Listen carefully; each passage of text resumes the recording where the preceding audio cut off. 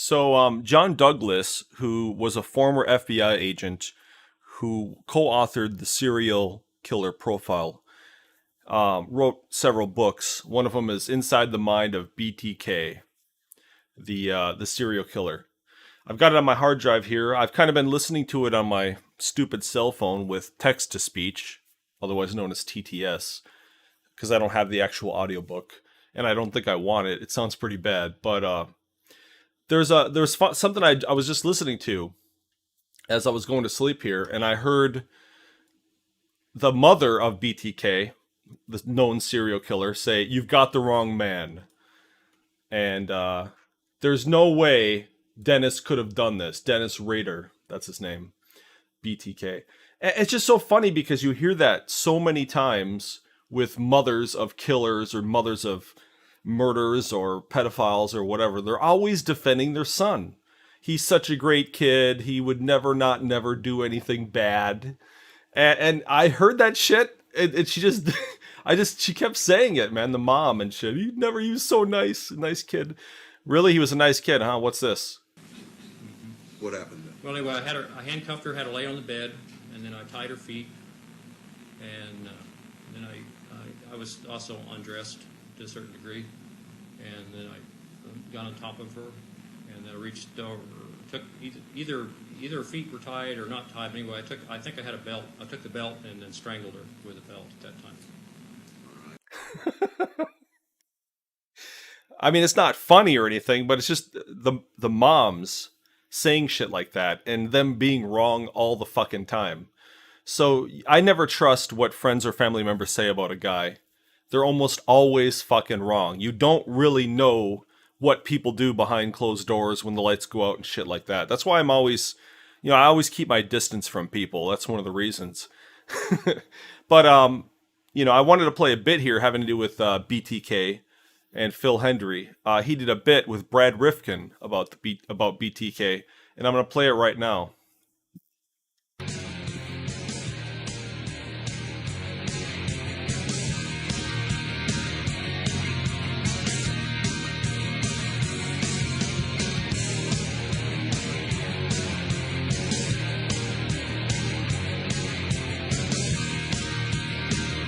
And now, the Phil Hendry Show with Phil Hendry. West of the Rockies, dial 1-800-449-8686. East of the Rockies, dial 1-800-449-8686. First-time callers, dial 1-800-449-8686. And the wildcard line is 1-800-449-8686. And now, here's Phil Hendry. Well, where we were. All right, Brad Rifkin joins me. And Mr. Rifkin is the president of Rifkin Advertising. Tell me exactly what is the concern here with regard to this BTK brand. And before you say anything, I just want to let people know that we're talking with Mr. Rifkin concerning an account you have with Nadine Clothing, right? We started with Nadine Clothing, Phil, actually in 2004. And this was a account that we valued very highly. And we worked very hard in this campaign. And for the Los Angeles Times and some of these other newspapers to write the things that they wrote about the BTK line of clothing, we think is completely out of line. You recognize that BTK, in the minds of a lot of people, stands for this serial murderer, right? Well, I would take exception to that. I think that we like to think that BTK also represents what we stand for at Nadine Clothing, which is, it is a family-oriented business. Let people know. BTK stands for what? BTK stands for Big Tall Kids. It is a clothing line that we developed with the Nadine Clothing Corporation. We have branded 7 of their stores in the Midwest and Southeast. It is something that has been a long project, and it is for the kids. It is for kids who are big and tall, kids who are overweight. There is now a brand of clothing for these young people that they can wear, that they don't have to be made fun of in school if they don't have the right kind of clothing. And for the different periodicals to write that we're taking advantage of this so-called situation in Kansas. is beyond the pale. And we would like a retraction. We'd like an apology from the many people who wrote us letters as well that were stirred up by this yellow journalism in the Los Angeles Times. All right, now let's talk there. Right, let's stop right there, Mr. Rifkin. Your line of clothing is called BTK Big Tall Kids. Correct. That is correct. Big Tall Kids. So it's a line of clothing for children that are large, overweight kids, the same way that we have lines of clothing for adults. Every adult store in America either handles that kind of clothing or knows where they can refer you.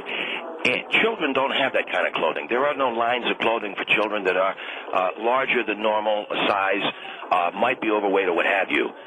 When we came along with the Big Tall Kid line of clothing, in association with Nadine Clothing, we called it BTK. Now we are told you are, because of this murder or whatever this guy's doing in Wichita, we're supposed to stop using this name. And all right, now let's talk about the logo. The logo for BTK Clothing, okay? I can explain that logo, and as I explained to your producer. All right, so my audience knows the logo for BTK Clothing is a kid's face with hands around his throat. Isn't that right? All right, let me explain the logo. Because it looks like the kid's being strangled. Let me explain the logo. Mr. Henry, if I could. Go ahead. Thank you. Jim Fravor, the founder of Nadine Clothing, and Susan Fravor, his wife, suffered the loss of their son to cancer a year ago. It's a very, very emotional story. The boy was in pain. And according to the hospital, and according to some reports, someone crept into his room one night in the hospital and put that child out of his misery. And but what do you mean by strangling the child? That's the report the police had. And what does that have to do with your clothing line? Because we have said repeatedly in our ads that we alleviate the suffering of overweight children. And children that are larger than normal size. They get teased at school. They get laughed at for their weight. They get made fun of. So we alleviate the suffering. And the Fravor family, the memory of their boy, Justin, is what's driving this. And so with their consent, we designed a logo of a child who is, is very peaceful.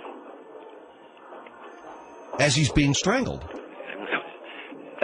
You've heard of euthanasia. You've heard of... Well, all right, but I mean, can you understand, sir, in other words, how people could see... No, I really don't, Mr. Henry. Now, how people could put together in their minds the fact that there is a BTK serial murderer who's just been, put in prison, just been sentenced, and the logo of a BTK clothing line of a child being strangled. Mr. Henry, we came up with this logo, and I came up with the idea of the BTK clothing line long before anybody... thought up, concocted out of whole cloth some idea of a serial murder in Wichita. Okay, so that's number one. Number two, if they want to have their opium fantasies back there, that's their business. If the LA Times wants to have their lips around the pipe, that's their business. I got a business to run. And are you saying a BTK killer doesn't exist? I'm not saying he does or he doesn't. I don't know. All I'm telling you is I was the first one to come up with the idea for kids with clothes. Kids what a two, if you got a fat kid, and you put them in these clothes. The Fravor family gave us permission to use that logo. Of a boy being strangled. That child was in pain, and somebody mercifully put him out of his misery that night. And so you used the image of a child mercifully being put out of his misery as the logo for a company that puts fat and large kids out of the misery being made fun of. You are doing what the LA Times did. It's what you call reverse psychology. You're turning the whole thing around and saying that that's my fault. I didn't come up with some serial killer out of whole cloth. I came up with this idea. Well, again, you were referring to... Mr. Henry, first of all, the BTK clothing line came along long before the people in Wichita started seeing spooks under their bed or whatever they're seeing. And for me... The people back there had a serial murder. You're aware the guy was real. My understanding, yeah, but there was a lot of paranoia. And all right, hold on for just a minute here. You're going to have to get that guy to get into a quieter room or something, Harry. 1-800-449-8686, 1-800-449-8686, The Phil Hendry Show. The BTK clothing line, Big Tall Kids, is currently being marketed at a variety of clothing stores throughout the Midwest, the Southeast, the West Coast. It also happens to be the nickname of a serial murderer that's just been put in prison in Wichita, Kansas. Wouldn't be so bad, I guess, or wouldn't be so controversial, but a few editorials appeared in a local newspaper. The logo for the company is a child being strangled. Apparently, this was the son of the clothing store founder, Mr. Fravor. His son died of a euthanasia type of thing where they strangled him to put him out of his misery. He was in pain. 1-800-449-8686. 1-800-449-8686. You listen to the world-famous Phil Hendry Show. On the line with me from Las Vegas, Nevada, is Brad Rifkin. Your ad agency is located in Las Vegas? That is correct, yes. And how did you first get the account? I'm just curious.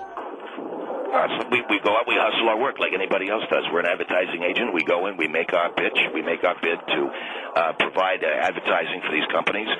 The Nadine clothing line wanted to come out with some new kind of a product, something that would be able to compete with some of the other brands that are out there, whether it's Old Navy or what have you.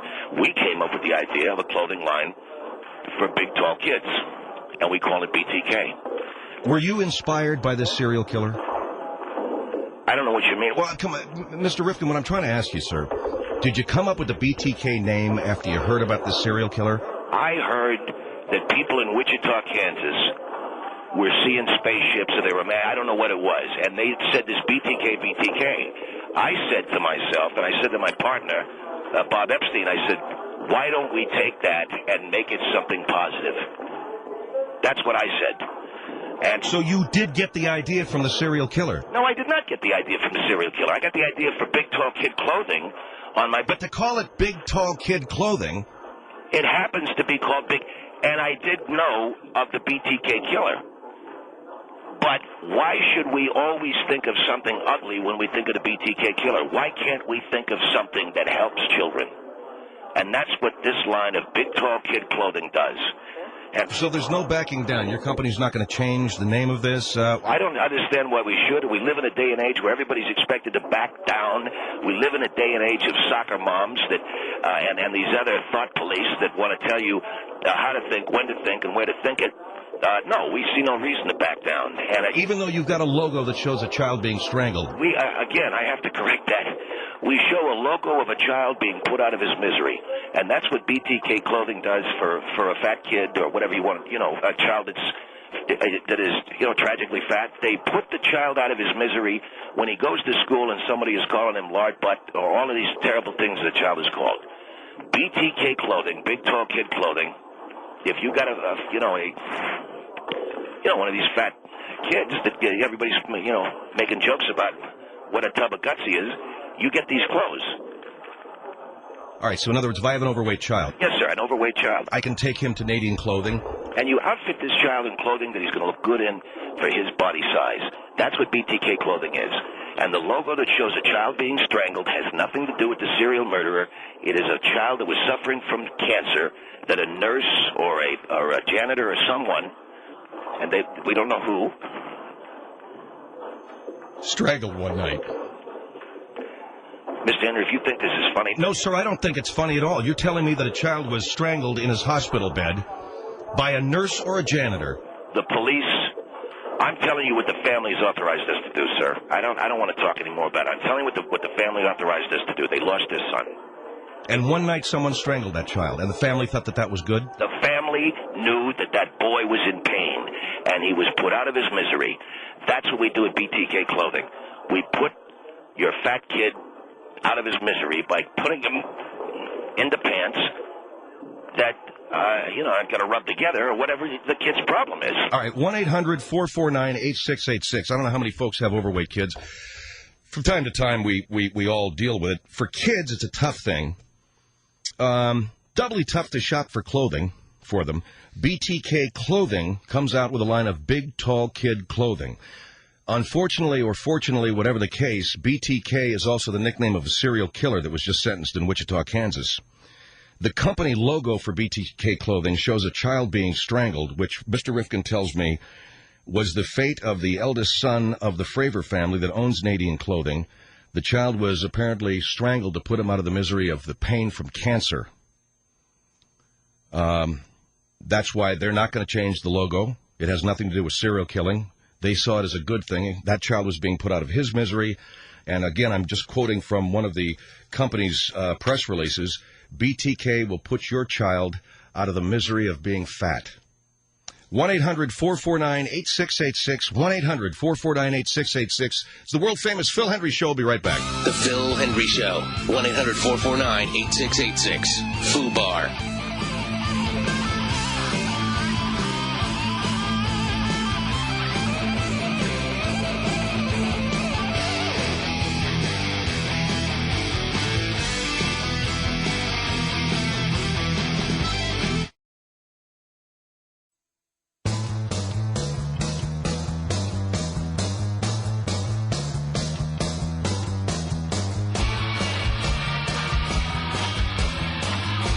1-800-449-8686. The Phil Hendry Show is back. I think these people don't know my business, that's all.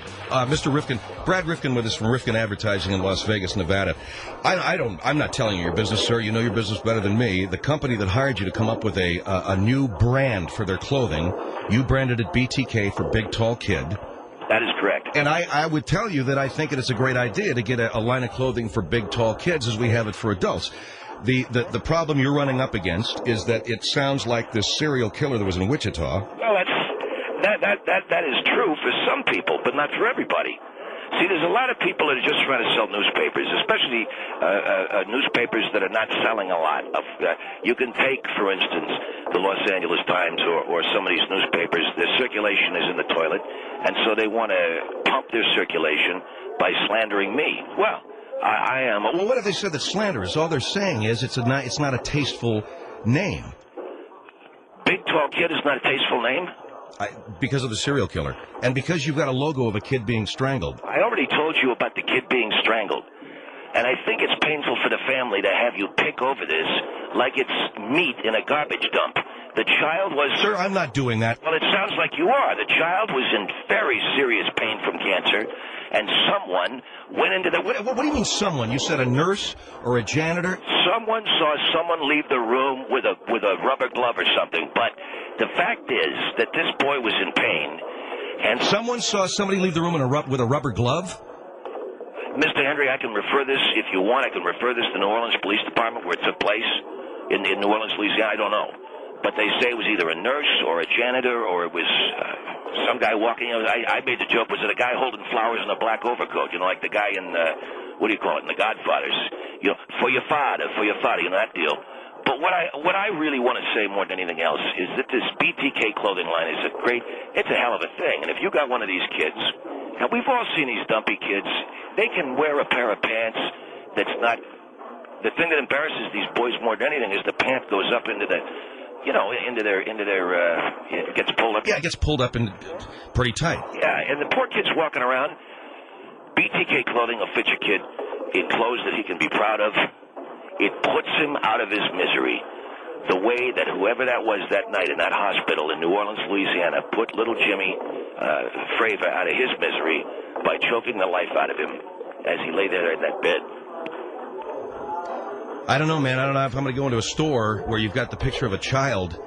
Have you seen the logo? No, I have not. The child is not impaired. In other words, there's two hands around his throat, but he is smiling, almost as in thank you.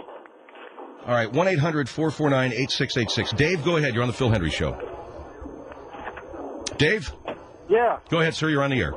I think that guy's got no class, and he's just trying to make a buck. He's putting down newspapers. Wait a minute. I'm doing this with the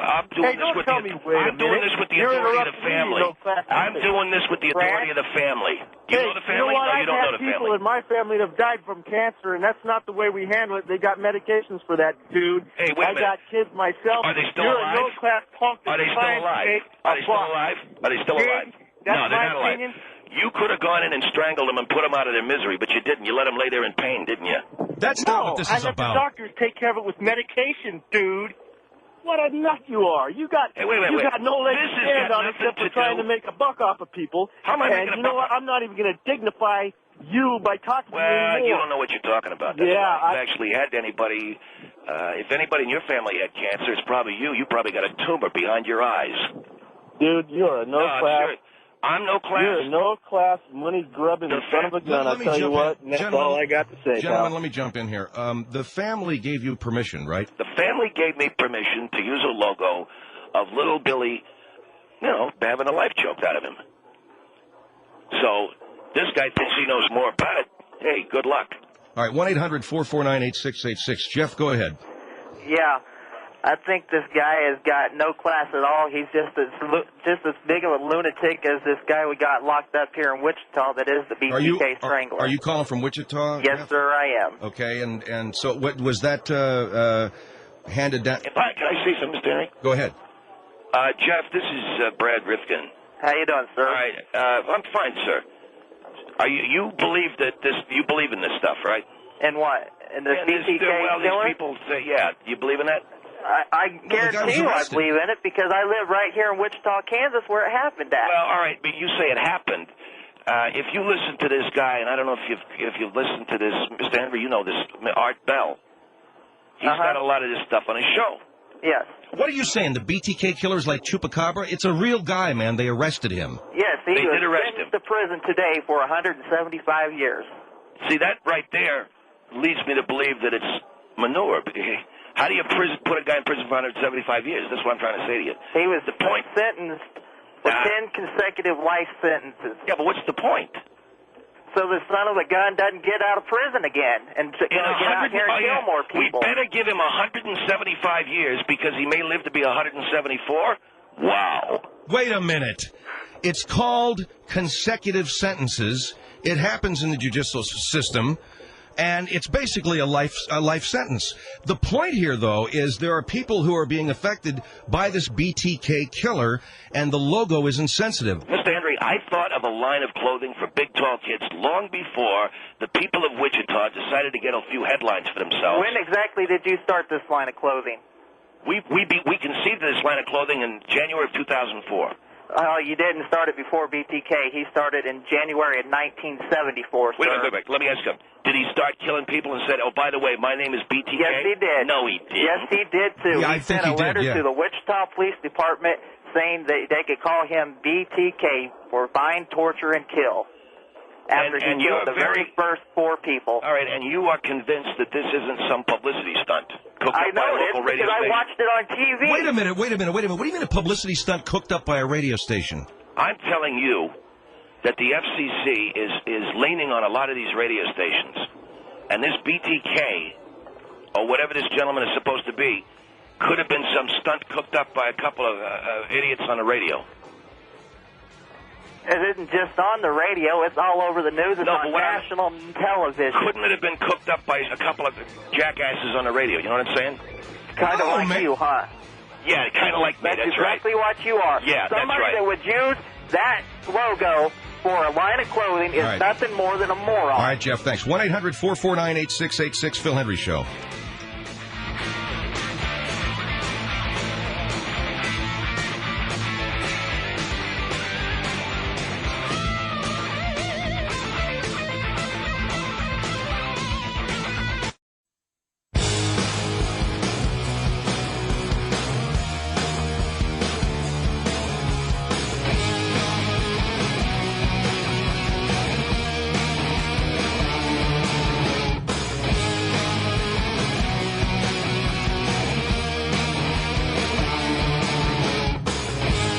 One 800-449-8686. The Phil Henry Show These is are the back. two guys. Who? Dunham and Miller down on the ticket in All right, we're on. Hold on. We're on the air. 1-800-449-8686.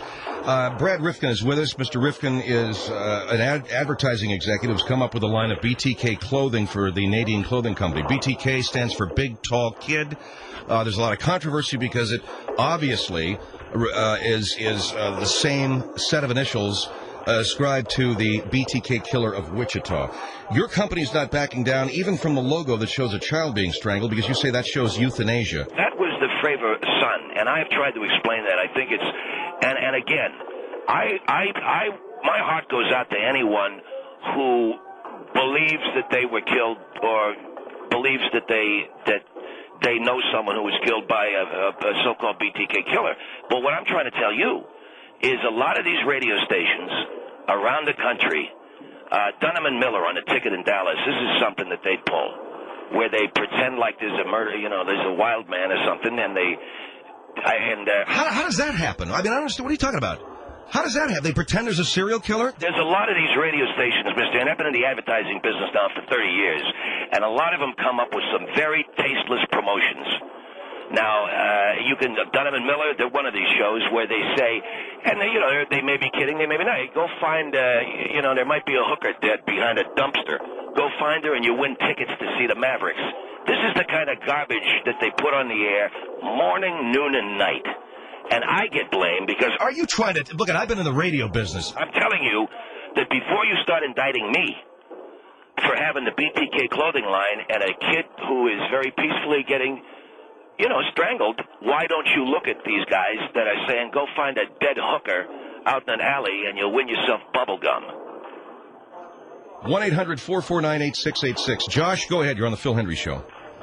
Yeah, I just want to ask a simple question of how do you think the FCC would think about basically want to know how this is a publicity stunt? What's that?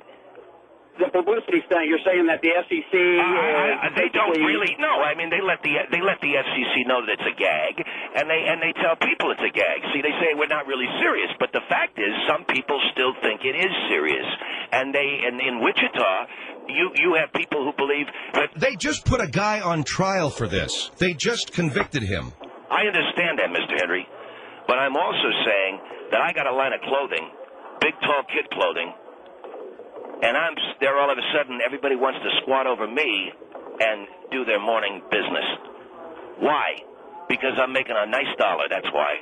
I make a beautiful dollar with this Btk Clothing line, and everyone wants to squat over me and do their daily duty. All right, Josh, thank you. 1-800-449-8686, the Phil Hendry Show.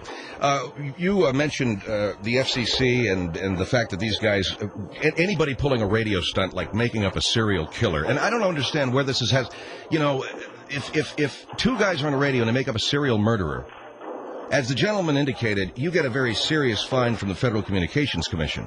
I see. So in other words, those guys can't do it, but I come out with a clothing line, and I'm the guy. I'm the bad guy. I will just say this.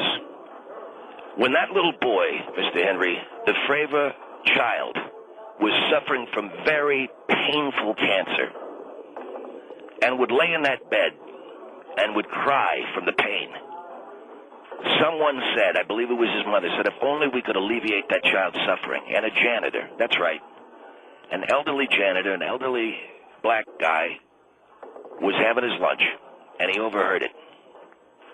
So that night he went into the room, he slipped on 2 wool gloves, and went to work.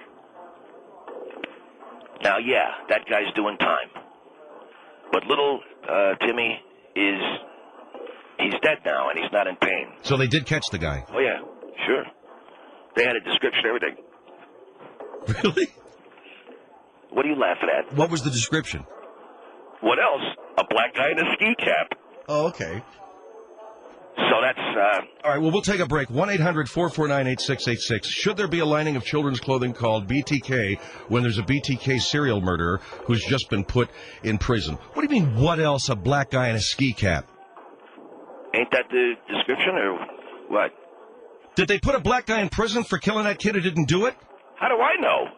All I know is they caught a guy, and the guy's in prison. And the guy's black. He's a guy they caught. Did he do it? He matched the description. Of who? Of the guy that the nurse said killed the kid. And what color was the nurse? White. Why? Uh-huh. Maybe she did it. I doubt very seriously that a nurse, Mr. Henry, a female white nurse, is going to get into blackface and a fright wig.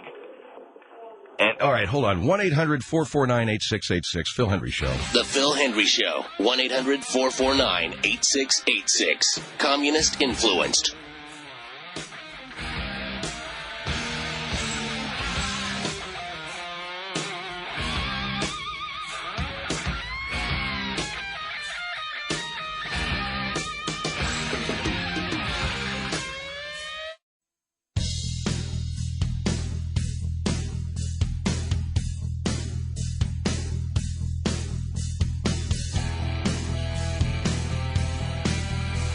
The Phil Hendry Show is back. 1-800-449-8686. And that's the thing they do. All right, hold on. Brad Rifkin with us from the Rifkin Advertising Agency. The Btk Clothing line has come under sharp attack by a variety of newspapers and broadcast editorials because it reflects the same initials of a serial murderer who's just been put away in Wichita.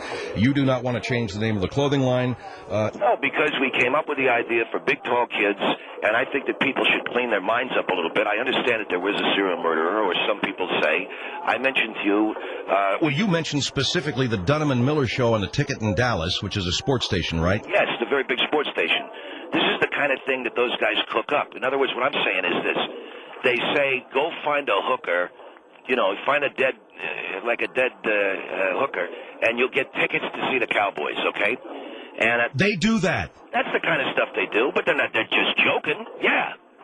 All right, 1-800-449-8686. Let's talk to Gray. Hi, you're on the Phil Hendry Show. Hey, Brad. Yes, sir. I'm kind of calling in defense of George Dunham and Craig Miller. I listen to these guys regularly. You listen to them in Dallas? Every day. Well, all right, fine. You listen to them every day. Maybe you didn't listen to them the day that they might have said this. Well, how do you know they said it? I'm saying it's the kind of thing they would do. Well, no, wait a minute. You called some guys out, but you didn't hear it. I'm saying this guy... hold on. Get George Dunham on the phone if we can. I don't know. All right? Go ahead. Yeah, you get Dunham on the phone, and he'll tell you, this is... well, it's tasteless. Yes, it's tasteless. Why do I have to take it in the shorts? See what I'm saying? I'm just asking. You heard them say this. Did you hear them say this? You're calling some guys out, and you hadn't heard this. Did you hear them say this? Did I hear them say what? If you find a dead hooker behind a dumpster, you win. Did I hear them say that? Yes. No. I didn't hear them say that. No. Exactly. Well, what is that supposed to mean? They wouldn't do it? Guys out by name. Let me is George Dunham on the line with us right now? Hold on for a second. Gray, are you there? Yeah. All right, hold on. George? Yes. How are you, man? Welcome to the Phil Hendry Show. Well, I'm not too happy. You do the morning show at the Ticket in Dallas along with Craig Miller, right? Yes, I do. We got one of your listeners on the line here, Gray. Yes. Brad Rifkin. Georgie. Hey, what's going on? Hey, George. I'm from Flower Mound. I listen every day. All right. Thank you very much. Absolutely. You got a flower and you what? He lives in Flower Mound. That's a town near Dallas. Mr. Rifkin, you want to make some jokes. You've a very serious charge. I'm just saying, I've listened to this man. Mr. Dunham, with all due respect, you do a great show. Thank you. But you're always giving away tickets to ball games, and yes, why wouldn't you do that? It has nothing to do with hookers behind a dumpster or anything ridiculous like that. And what's your name, Cal Ripken? That's very funny. My name is Brad Rifkin. If my name was Cal Ripken, I wouldn't be sitting here trying to make a living while this guy Gray and individuals besmirch me because I come up with a clothing line, and all of a sudden people in Wichita, Kansas are seeing the boogeyman under their bed. And this gentleman said, You accused Mr. Dunham here and his partner of something very serious. We have nothing to do with this. Hey, wait a minute. We never even mentioned this. I got on the air for one reason, to defend what you said and called out George Dunham and Craig Miller for saying, look, you know that sir, you didn't hear them say this. Sir, why don't you take your tongue off of Mr. Dunham's butt cheek for a second? Listen to what I'm saying. Hold on. George Dunham doesn't even know me. Yeah, no, I don't. The deal is you called them out and you got nothing. You call up because you want free Stars tickets. And I think what I'll do is I'll lick his rear end for a while. We don't give away tickets like that. Hey, jerkwad. He's not going to give my own ticket. You got your own ticket? Yeah, I'll bet you got your own ticket. I bet you got your own pocket of quarters, and I bet you know exactly which machine to put into, what curtain opens up, and which black chick comes up. All right. Hey, you know what, buddy? This is exactly why you're marketing this. No, sir. I'm trying. Yeah, it is. This is just like you said. You are in the marketing business, and this is one more way to get public information on you out there for somebody to look at what you're doing. No. You know what? You called out two guys that are very good at what they do, and you. Yeah, we're nominated for Marconi this year. You know what? Isn't that great? You know, that and $2 it won't even get you at LA Times.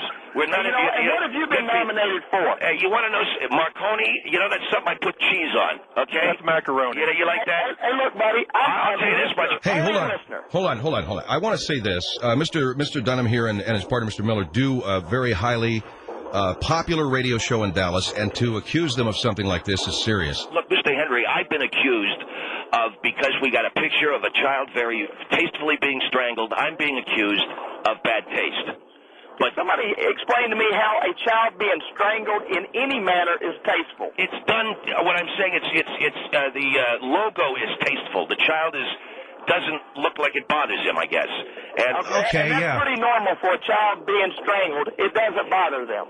Well, I don't know, Gray. The last time you strangled a kid, did you get a picture in your mind of what it looked like? Okay, that's completely unnecessary. Exactly. That's a completely unnecessary. Mr. Dunham, I don't want to bother you anymore, George. Well, that's all right. I think producer told me that this guy was a kind of a weird guest, and so in other words, sorry. So once again, in other words, you're going to let George Dunham and his partner, Mr. Miller, 4 butt cheeks total, go ahead and squeeze one out on me. Is that it?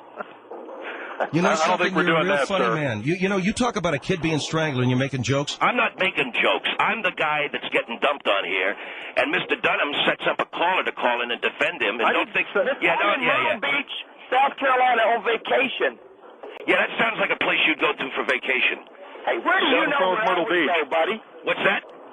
Where do you know where I like to go play golf? All I know is if you're in Myrtle, everything else you don't know. Well, sir, if you're in Myrtle Beach, they call it golf, all right. Jesus. All right, look at George. Good job on your show, and thank you, Phil. We apologize to you, man. No problem. Oh yeah, we apologize to you. Why don't you get in line, Mr. Henry, because Gray's already going to get his tongue off of George's butt cheek. Remember? All right. What's that? Hey, George. Yeah. Thanks, and I'm sure you got those tickets for me. That's the whole point of my call, right? We'll get you some cowboy tickets. That's right. He's got the ticket and the gingham dress he wants to put you in. You guys ought to be ashamed of yourselves. All right. And we are. We're ashamed that we're even in a conversation with someone like you. That's right. George, thank you, sir. Thank you, Phil. Best of luck. George Dunham from the Ticket in Dallas. Gray, thank you very much. I think what you're doing here, Mr. Rifkin. Senator, I want to, for the record, say that I was ganged up on by George Dunham and some guy that he obviously paid to call in, some guy that he probably pays to lick a cheek a day clean. Man, I can tell you that gentleman has no association with his show. Yeah, it's great. Well, I guess I believe you.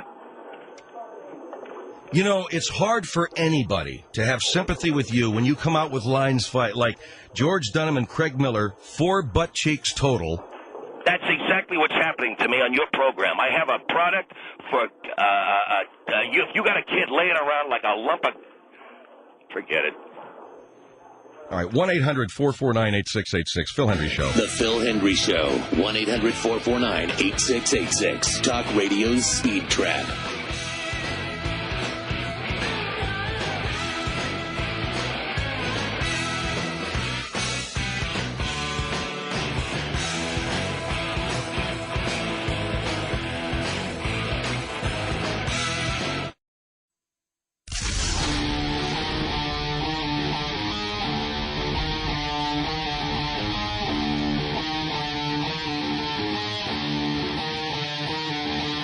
The Phil Henry Show is back. 1-800-449-8686. Later on tonight on the Phil Henry, I would like to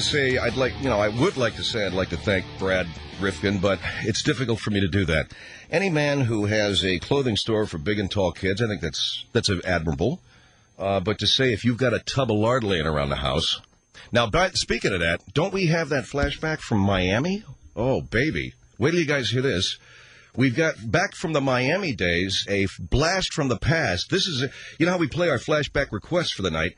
Well, this is my request, and I want to thank Dan Jackson, and Dan's been a listener of our show, I guess, since we got to L.A. in '96, and he has compiled hours of tape, and not only that, but he's scoured the internet and found some real gems, and he sent us one bit from Miami. What is it called, Mark? It's beautiful. It's beautiful material. How Get Wife Lose Weight. You won't even believe this. It's some lady who wants to know the name of a book that one of our characters had just been pitching. There's also a bit that we're going to be posting. Is it a Dr. Laura bit? I don't know whether or not we're going to use that, but we've got it, Mike's shaking his head like, no, this is probably not appropriate right now, Phil. And that's exactly how he sounds. And then, there's a bunch of stuff, and we want to thank Dan very much for that. He's the guy that put together the mix there on Straight Outta Chatsworth. Hey, I'd like to thank him. I'd also like to thank you, Detroit. So that'll be coming up next hour. We have Larry Grover, and Mr. Grover is accusing a co-worker of sexual harassment. We also will be bringing on Dr. Jim Satt. Out of the back of the thing, he goes to hop a boxcar, and it falls out, and there it is. Little Philip Henry finds it there at the Playboy or Penthouse, because you could argue that maybe it's other 12-year-old kids that are ditching it there.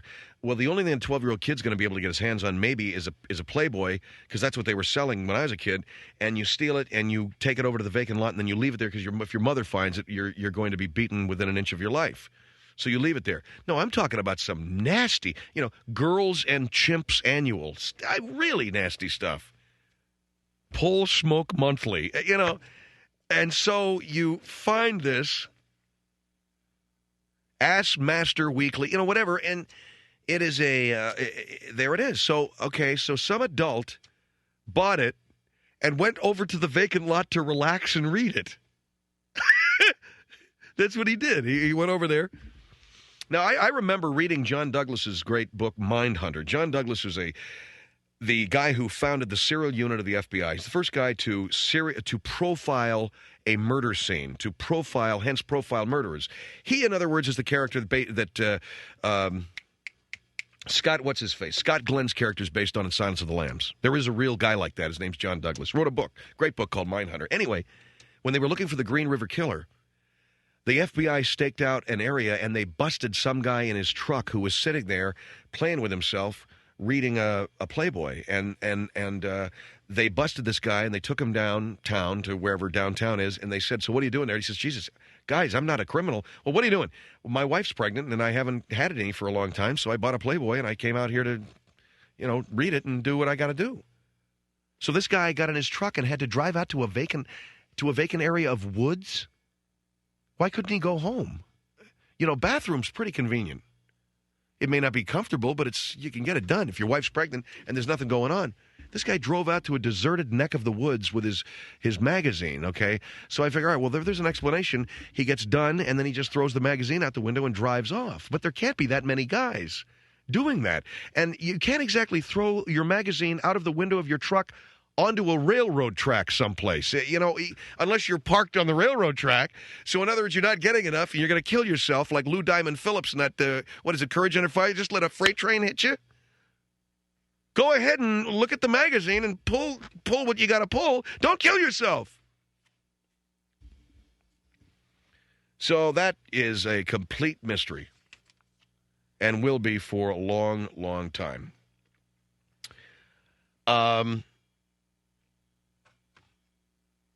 I can't even read my own writing, but I do know this. I was talking to my good friend here, Craig Taylor, before the show, and he used to live in the Philippines. And we were on the subject of pornography and nasty places, and he said, "Geez, that reminds me of Manila." And I said, "Oh, great."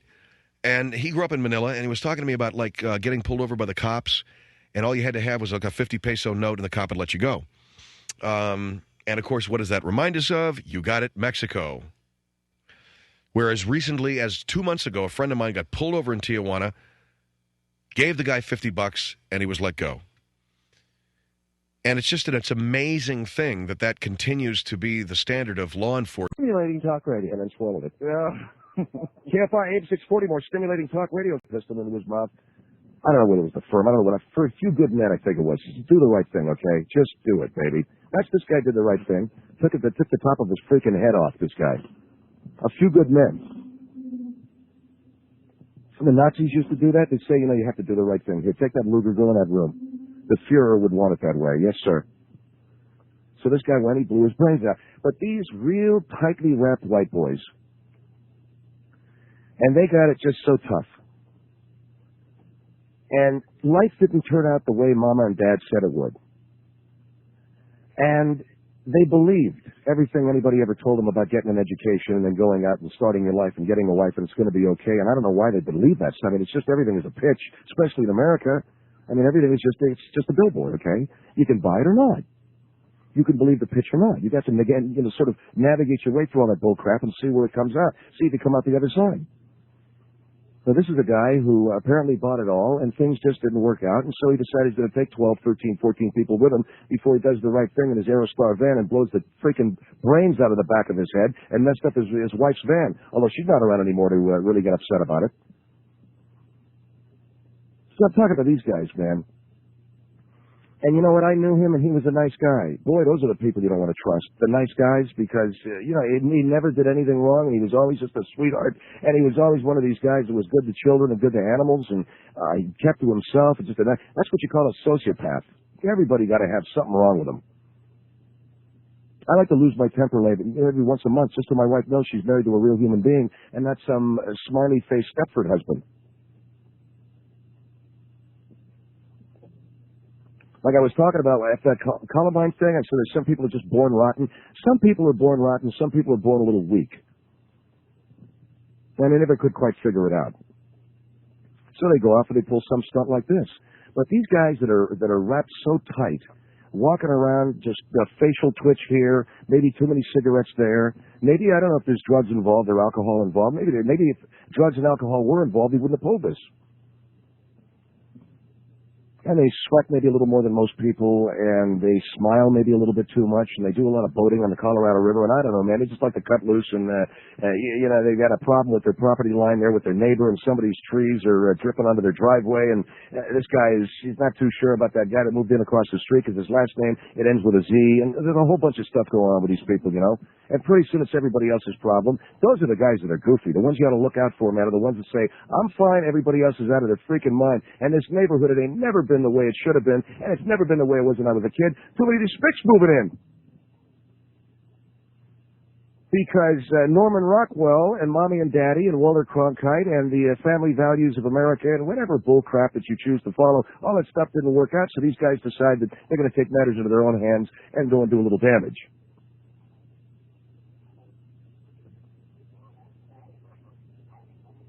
So when I heard that this guy had sat down in the van after doing all of this damage and took his own life, I said, well, it's the right thing for a guy like that to do. But Jesus, man, don't you think you should have, I don't know what, had yourself a sauna, got out in a little workout program, whatever, man. I mean, what are you sitting in front of that computer to the point of what? Because you want to hold on to that really groovy-looking apartment you got there in Buckhead? Man, I'll tell you something. I lived in Atlanta. Buckhead's nice. That part of Atlanta that he would live in, it wasn't too good. Henry County. And by the way, the news said it was the Aerosmith van that he was sitting in. This guy's living in...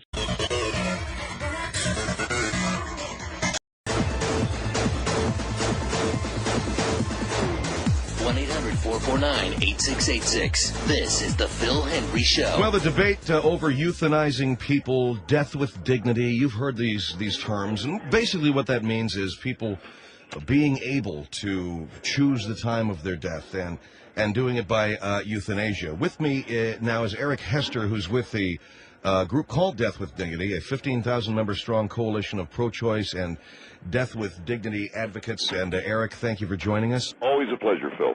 Can you tell me what your position is right now? Well, Phil, it is our position that people be allowed to have a dignified and decent death. And by that, we mean euthanasia in a way that respects their humanity. Phil, we see so many elderly who are kept alive long after they've been useful to society. We see so many of them forced into lives of poverty. Elderly people who are forced into eating cat food. Elderly people who have no homes. The final indignation of life. And I think if you get to a certain age, I think it's horrible. I used to work in convalescent care, and I would see these poor people who really have no life left. And they say that when you end up back in diapers, the circle of life is complete. And why are you guys doing media interviews right now? Phil, the reason why we're doing media, and Marnie Hunter's been doing our television, I'm doing radio this week, is because on May 29th, Bob Hope, one of the single greatest entertainers in our time, is going to turn 100 years of age. And we think that it would send a wonderfully hopeful message to millions of people who desire death with dignity if at the age of 100, within a few days of achieving that milestone, if with the consent of the governor of California, and we're going to be hoping for that, we could euthanize Bob Hope, we think this would send a wonderfully positive message to all advocates of death with dignity. We provide, Phil, what the world has been thirsting for, and we think that is a beautiful and peaceful and non-painful exit from this life. So you guys have been talking about that this week. And you just mentioned euthanizing Bob Hope. Now, is that... You're not talking about against his will. They're consulted. Euthanizing Bob Hope. Now, the man will be 100 years old when? On May 29th, yeah. Okay, tell me about that. Mr. Hope is going to choose this? Well, Phil, Mr. Hope will be reaching the age of 100, and yes, he will be giving his consent to this. One of the greatest milestones that a human being can reach is the age of 100, to be a centurion. And if you think of Bob Hope, you think of the man who has entertained us, you think of a man who has donated literally millions of dollars to charity. He has helped our young men and women in uniform. You know, Phil, it's time for him to rest, and this is a time... this is Mr. Hope's time. This isn't about you or me. This is a time for Bob Hope. I know, but the question that I had, has Mr. Hope agreed to this?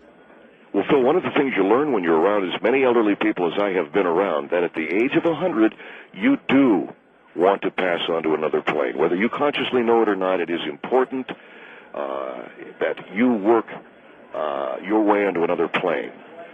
So Bob Hope has chosen to be euthanized. When you reach the age of 100, it is your desire, whether consciously or subconsciously, to pass into another plane and to enjoy the fruits of your life.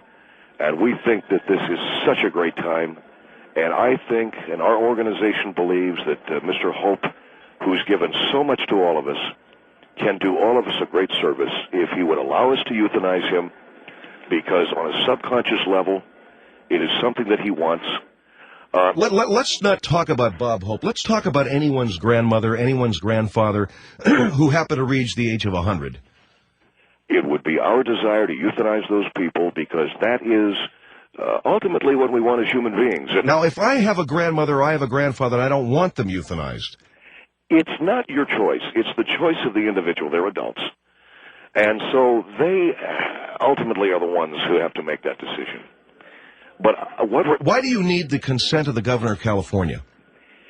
Because we are going to do something, Phil, that has never been done before. It is exciting, and it will elevate man to a new level. All right, I understand, but why do you need the consent of the governor? We do need the consent of the governor to euthanize Mr. Hope because it could technically be considered an unlawful taking of a life. But this is absolutely not what this is. We want to euthanize Bob Hope because we know that that's really what he wants. And we want to do it so people can see that there's nothing wrong with death with dignity. All right, we're talking with Eric Hester of an organization called Death with Dignity. Our number is 1-800-449-8686. You're proposing that when people reach the age of 100, that they be euthanized. I'm proposing that, but our desire right now is to euthanize Bob Hope because he is such a symbol of what people can achieve in their lives. And he's had such a great long life. And he's lived long enough. I'm sure he would agree with that. I'm sure members of his family would agree with that. He has been around long enough. And I think it's time that we give some other people an opportunity to enjoy this wonderful world of ours. And I don't want to use the word selfish, but I think that he has taken up enough of our time. And to euthanize him in our garden walk would be a tremendous, tremendous thing. And I know the elderly. I know what they want. And I've worked with them in the convalescent homes. I've worked with them in the elder care facilities. Believe me, Phil, believe me when I tell you that there is nothing more exciting for our seniors than to finally be allowed to rest, to sleep that long sleep, to shuffle off the mortal coil in a way that is dignified, and to be euthanized with dignity, and to be euthanized with a caring healthcare provider there. There is nothing better for our elderly, and I think it's exciting. I really do. I talk to so many of our elderly who say to me, I have really lived long enough, and Mr. Hester, I want to sign up for the euthanasia program. Well, signing up is one thing, sir, but taking Bob Hope's life, whether he wants it or not. No, we don't do that. You don't do that? No, sir, we don't. We wait until Bob Hope turns 100, and at the age of 100, that's when people really don't want to be here any longer. They really want to go somewhere else, off into another plane. No. Don't worry about that. All right, I want to ask you about the final garden walk. Our number 1-800-449-8686. The final garden walk is where the elderly are taken and they walk through the garden, and this is where they are euthanized? That is where we provide for them a way to ascend to another plane of existence, is the way we call it, yes. Tell me about it. Well, Phil, we love the final garden walk. This is probably the most profoundly moving part of the Death with Dignity ceremony, and this is what we propose for Bob Hope and for his family to observe this. The final garden walk is the most beautiful and serene and dignified moment that any person can have. On the cliff behind our Palos Verdes retreat in Southern California, we have created a spectacular garden of hanging vines, roses, and waterfalls, a beautiful aviary, and the sweet mist of a rainforest. Now, it is there that our centurion, our 100-year-old person, would take his final walk. And as he moves among the beauty of this wondrous place, Phil, one of our staff doctors, who is trained and qualified, will be there. He is not entirely plainly evident. He'll be behind one of our beautiful eucalyptus trees. And as our octogenarian passes by, he will very gently come out from behind the tree and come up behind the man or woman and gently apply a soft gauze and a cotton cloth that's soaked in fluorexine, which is a hydrocarbon, and it is an inhaled anesthetic, and it is absolutely safe. After several years of clinical use, as a matter of fact, it is proven to be one of the better anesthetics. All right, but that doesn't kill that person. They're just put to sleep? This is applied gently over the mouth and nose. The individual falls into the arms of an attendant, who will then lay them down very gently. They're now at rest. They're completely asleep. They will feel nothing. And that is when we apply a 45, which is a sidearm that is carried by one of our security people. And they place the barrel very gently and very respectfully behind the right ear. And the weapon is then discharged. And the subject is then passed on. And I'll tell you something, Phil. It is without... sir, you are putting them to sleep using what? It's called fluorexine. Fluorexine. But my understanding is an inhaled anesthetic. That is right. And then you discharge a .45 caliber bullet into their brain? From behind the left ear, yes. This is what you're proposing for Bob Hope? What I'm saying is we need death with dignity in the state of California, across this country, and we need it right away. And I think that Bob Hope would be a marvelous symbol for this, to begin the process of letting our seniors die. Just let them die. And if you talk to any senior citizen in this country, Phil, and I have talked to literally thousands, they have all said the same thing. Would you please just let me die? Let's give our elderly the choice. But I still don't understand how you're giving Bob Hope the choice when you say you'd like to euthanize him. It doesn't sound to me like he's going to get the choice. I think that Bob Hope, because he's reached the age of 100... No, yeah, I know you said if a person gets to the age of 100, they don't want to live anymore. They don't. No, sir, they don't. Trust me, Phil, I have been around a lot of elderly. All right, well, hang on, because it's an interesting conversation with Mr. Eric Hester.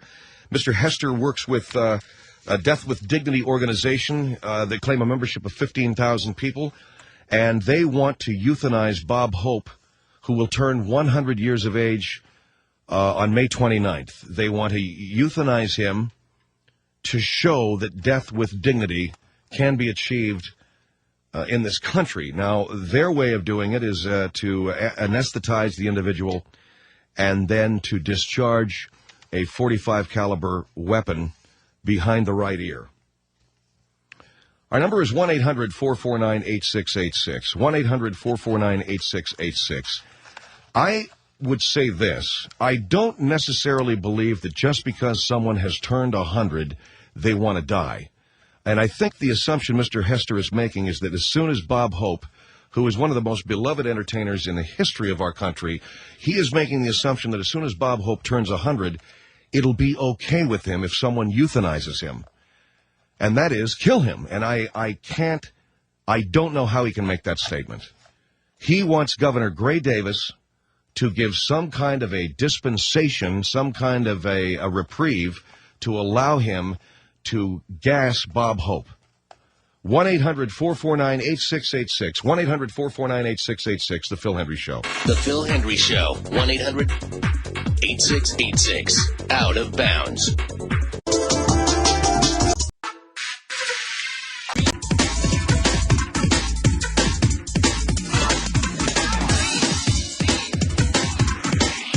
One 800-449-8686. And now more on The Phil Hendry Show. Eric Hester joins us from Death with Dignity.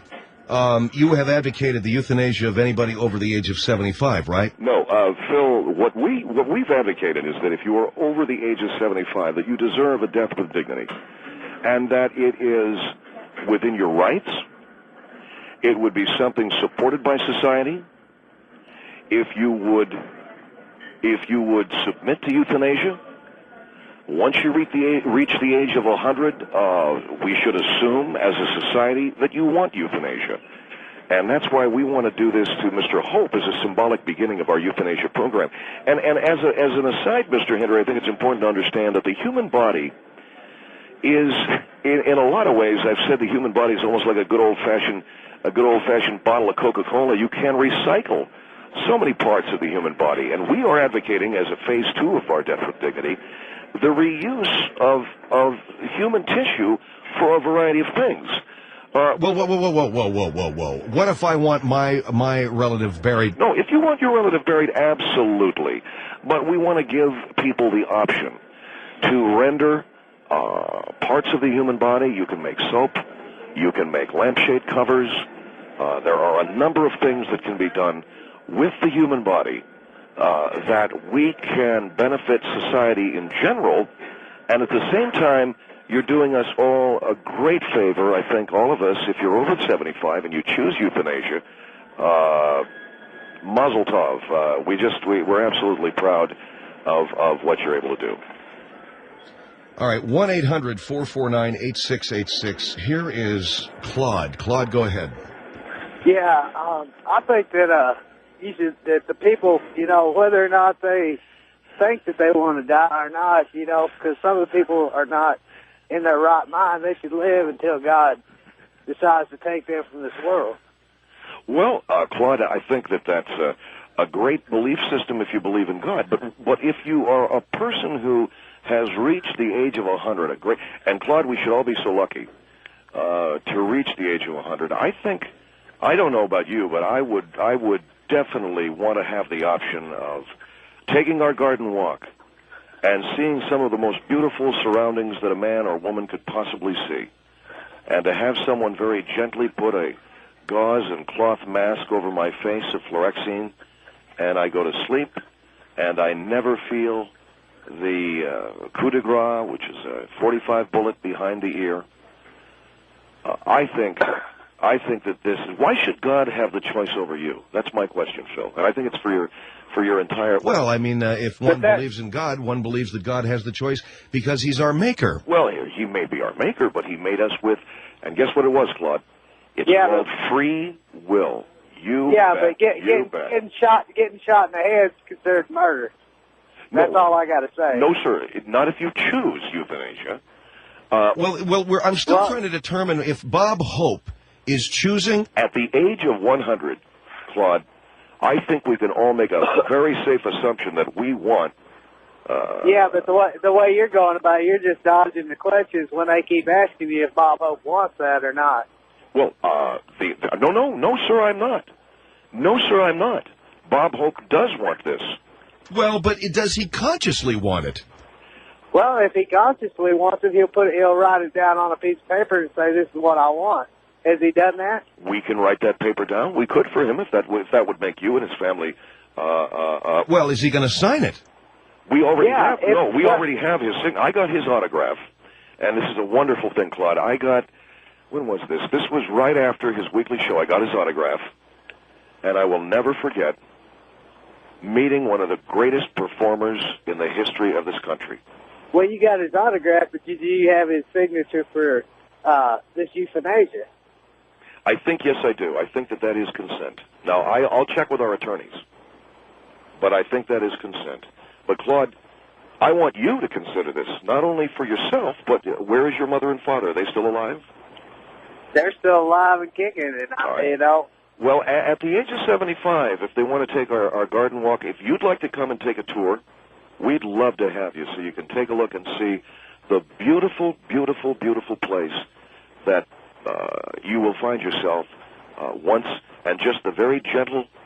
This coming out from behind a tree with a cloth soaked with fluorescein, for some reason bothers me. Why? Well, I don't know. It seems too personal or something. No, it's very gentle. And these are doctors, staff doctors. So he's hiding behind a eucalyptus tree, and as the old person walks by, he comes out from behind and puts this gas on him. It is an inhaled anesthetic, yeah. The actual passage, as we call it, is applied by a .45 caliber pistol.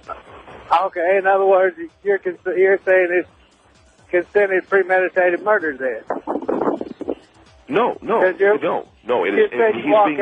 He's being euthanized.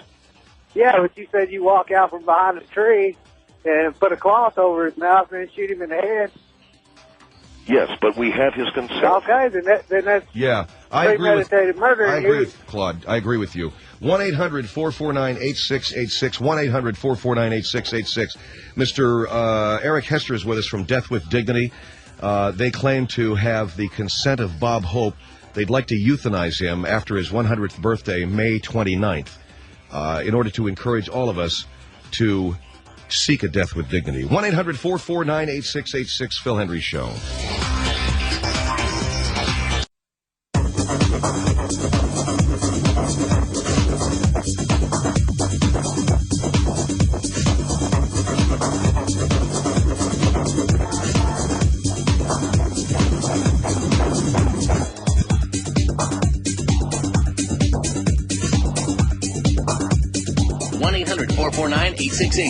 The Phil Hendry Show is back. We're talking about Death with Dignity with Eric Hester, who's an advocate for Death with Dignity organization.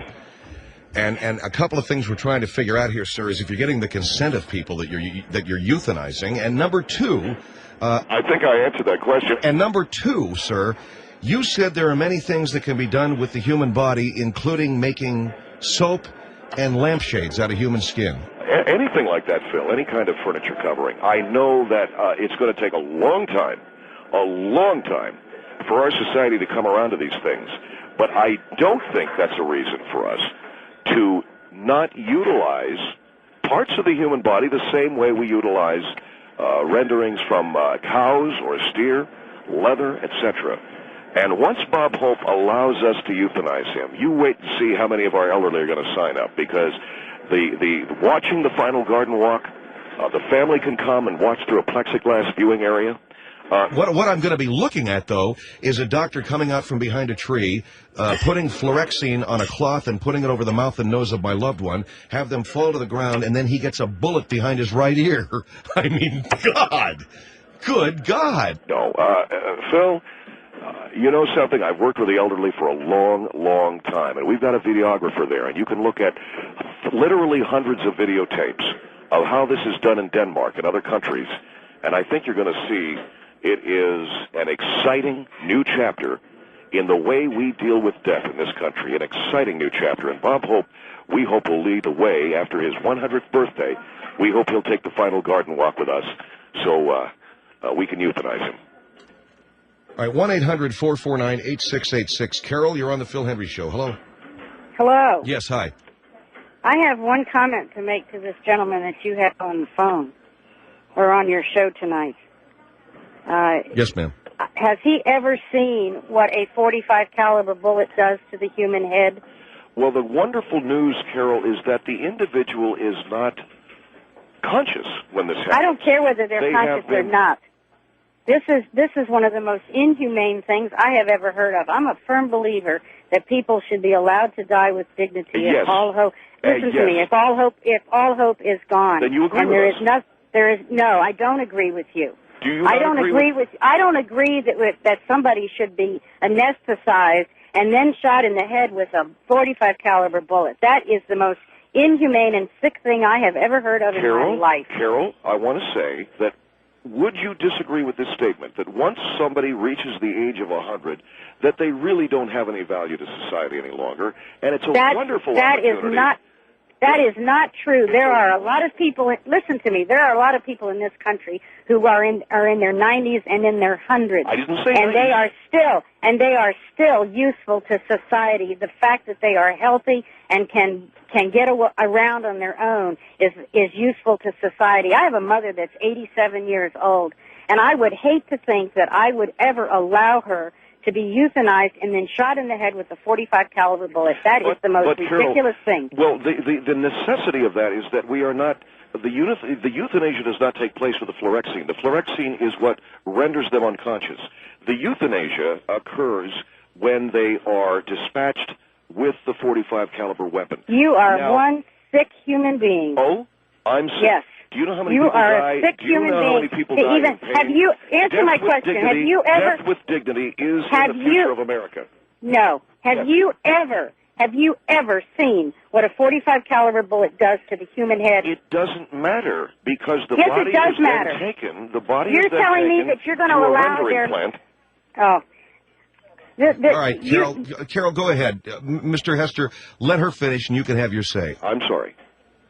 Mr. Hester, if you have ever seen what a bullet does to a .45 caliber bullet does to the human head, there you go you would never even consider in a million years what it would do to the family. Even the thought of somebody, that to me is nothing but out and out murder. Ma'am, and I hope that this country does never get to the point where you are going to be the popular frame of mind. That's ridiculous. Well, may I say something, Mr. Henry? Go ahead.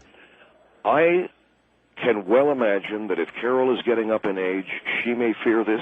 It is nothing to fear. I don't know how old you are, but you could be approaching the age where you have to start thinking about this. And I can tell you this is nothing to be afraid of. You can always choose the plan B of the final garden walk, which is to have your mother walk approximately 100 yards, and you can do the dispatching of your mother. There is no fluorescein whatsoever. You really believe that this is a humane way, and this is a dignified way for somebody to die? Ma'am, I think to have someone you love dispatch you, I think is ultimately very dignified and very loving. Let me tell you something. Wait a minute. I'm way behind. You're going to have your own mother walk 100 yards ahead. You give the person a deer rifle, and they shoot their own mother. That's sick. But what Carol would rather see, and what you would rather see, Mr. Henry, are our elderly kept alive artificially for month after month after month, living in pain, living in fear. Yes, that's exactly what you're saying. And I would further say that you do not want the body. Wonderful things can be used from the human body, whether it is soap, whether it is the lampshade, whether it is furniture covering using the skin, all of these things. Well, I for one hope that your mother doesn't die a painful death, Carol. Even though you probably Mr. Henry, do. let me say even this. though you probably do. And I'm gonna say one last thing, and I'm gonna hang up. You know, I was this man has never answered my question. He has no idea what a .45 caliber bullet does to the human head. I do. I'm not afraid to die, nor is anybody else that I know. However, I can tell you what a .45 caliber. It's a very clean exit wound. No. A clean exit. You're pulling the trigger behind the left ear. That's right. Very clean exit wound. Mr. Hester, there is nothing clean about a .45 caliber bullet. When did you see it? Well, second of all, I don't believe people should be kept alive artificially. I think if they can be, they should die with dignity and with peace, but not with a .45 caliber bullet. I see. So you're Bonnie from Bonnie and Clyde. Is that it? You know all about guns and all of that nice stuff. I know enough about. I think I know probably a little bit more about it than you do. All right, listen. Great points you made, Carol. 1-800-449-8686. 1-800-449-8686. Robert, go ahead. Hi, how you doing? Fine.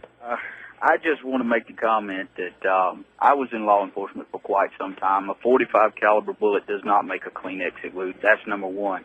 I understood that it did. Well, you can understand this.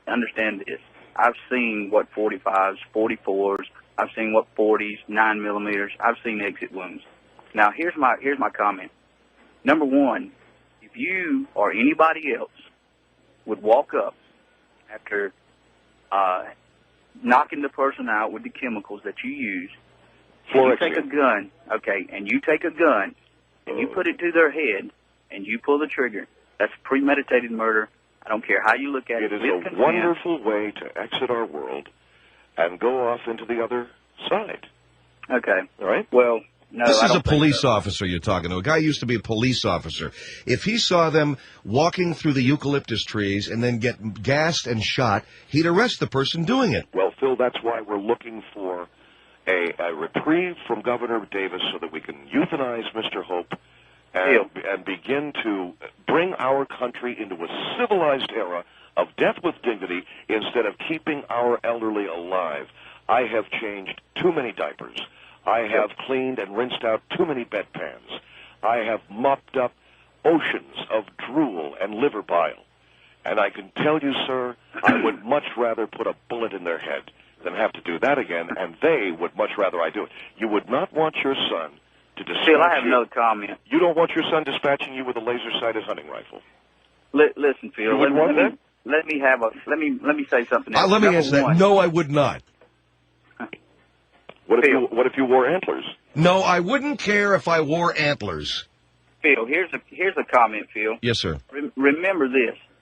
Dr. Kevorkian had everybody that he ever killed. Oh, here we go with Dr. Kevorkian. He had consent of everybody. He has been convicted of murder. Okay, that's another comment. What about the bar of soap and lampshades? You guys haven't commented on that. Why is Well, that? I think that's pretty sick, is why I haven't commented on that. But irregardless, and another thing, Yeah, too, I get sick, too, because I just went on a website. That's what the Nazis did. Well, they had a couple of good if ideas. the governor, Boy. if the governor, listen to this. If the governor consents to this, he, in my opinion, and I'm sure that in a lawyer's opinion, will be also a party to murder Well, if he does this. All right, Barney Fife, but remember, you're not an attorney. There's no need to insult him by calling him Barney Fife. Well, he's not a lawyer, is he? You know something? You're not a lawyer, are you? A small-minded person that he is cannot insult me, because if you think that you're right by this, then you have a very small mind, and I know where you'll be if you do something like this. Robert, are your parents elderly? My parents are not as old as what you're making that a comment day on. can But come, Robert, when you and your parents could get together. Don't you think it would be a beautiful moment for yourself and your parents if you let your parents give them a running head start? And Wait. Are you going to talk about shooting your parents? Let me tell you something.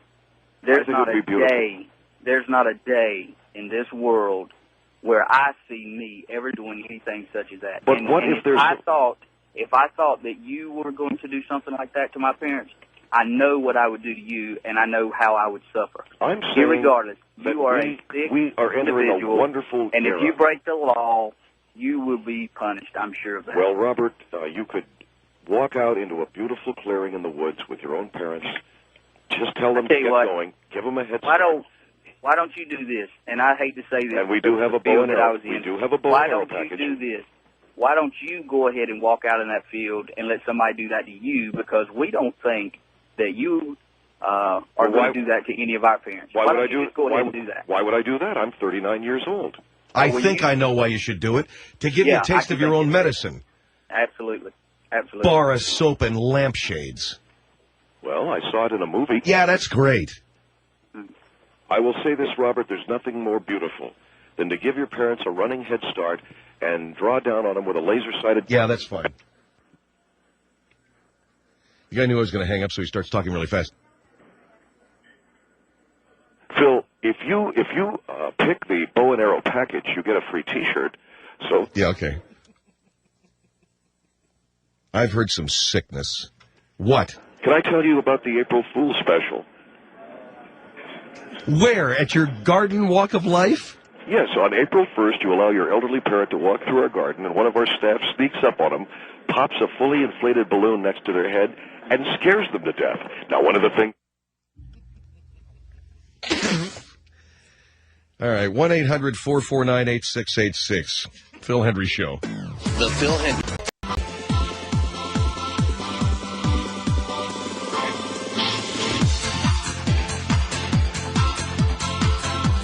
Phil Hendrie Show is back. 1-800-449-8686. I want to apologize, ladies and gentlemen, for Mr. Hester. Yes, sir? I was told I could give another one of our euthanasia specials. Sir, I am not... Well, I was told by your boss I could do it. Go ahead. Phil, death with dignity is important to us, even if it isn't important to you. And we want to give our elderly as much choice as possible. I think one of the great aspects of our Death with Dignity program is what we call our Kennedy program. Now, you are flown to Dallas, Texas. You are put into a Lincoln Continental convertible. We set up a mannequin wearing a pink pillbox next to you. We drive it in front of the Texas School Book Depository. And Okay. The Texas School Book to death with dishonor. The Texas School Book. Yeah, euthanasia. What if you could do that? What if you could pick the way you died based upon famous deaths in history? So what? Can I go into the presidential box at Ford's Theater and have some guy in a mustache come up behind me with a little ball musket pistol? Craig's here. Yeah, it'd be cool. I bet you that'd hurt, dude. The gun they shot him with. I'd like to, if I could choose my death, I want to go down where Amelia Earhart went down. I think this was an island someplace with nothing to eat. Yeah, and then be boiled by cannibals. Be boiled by cannibals someplace in a stew pot. I got to tell you, it's ghoulish, but that would be pretty cool. That would be all right with me. Go ahead, eat me. If there's anything here, I've said it enough times in my life, might as well do it. Eat me. Or how about crucified upside down like St. Peter? That'd be sweet. Anyway, 1-800-449-8686, Phil Hendrie Show. We were just talking about Kennedy, by the way, with this Kennedy special, and it'll be 40 years next November that President Kennedy was assassinated. And I remember I was in Minneapolis on the 30th year, quote, anniversary, end quote, or memorial. And that was back in November of 93, and I did this bit on the air where Kennedy, all it was just some guy came on the air, a character that I was doing, came on and said that Kennedy died in a duck hunting accident. So that the guys that, Kennedy was actually shot by two clowns that were duck hunting that day and went, holy Jesus, what, you just shot? Let's get out of here, come on. Well, Eddie, I didn't. Just get in the car and let's go. And it was a big misunderstanding. The hell did you do? I thought it was a duck. A duck? It's a guy in a Lincoln Continental with no bubble top. A duck. Well, what are we doing duck hunting in Dealey Plaza anyway? I heard there was good duck hunting here. I don't know what the hell you want from me. Can't we go out someplace where there's duck blinds and crap? I'm in the middle of a city. All I know is that the guy said there was ducks, and that's what I came. And you go and you blow away the president? You ass!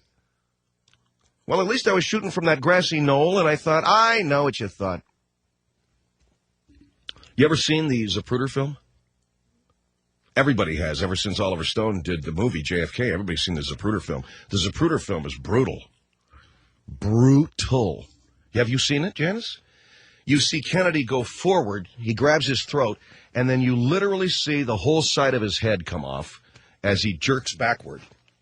Now, if you see that, and you don't think there was some guy shooting from in front of him, you got to be high on fluoxetine. I think you're walking through the natural garden of death, or whatever that thing was. Yeah, you see his head jerk back, and like the half of his head comes flying off. Then Jackie goes crawling out, and the only Secret Service agent to actually do something that day, because the rest of them were frozen solid. They were frozen. One of them crawled up on the back of the limo and pushed her back into the car. He's the only guy. He's still alive. I forget his name, but he says that he goes to Dealey Plaza every now and again, and he just looks and says, you know what? How did it happen? How did we let it happen? But he's like the only guy that actually reacted. 449. Doodles in Woodland Hills to sign our new CD, The Best of the Phil Hendrie Show 2003. The Death of Talk Radio will be there on November 22nd, 11:01. I hope to see you there.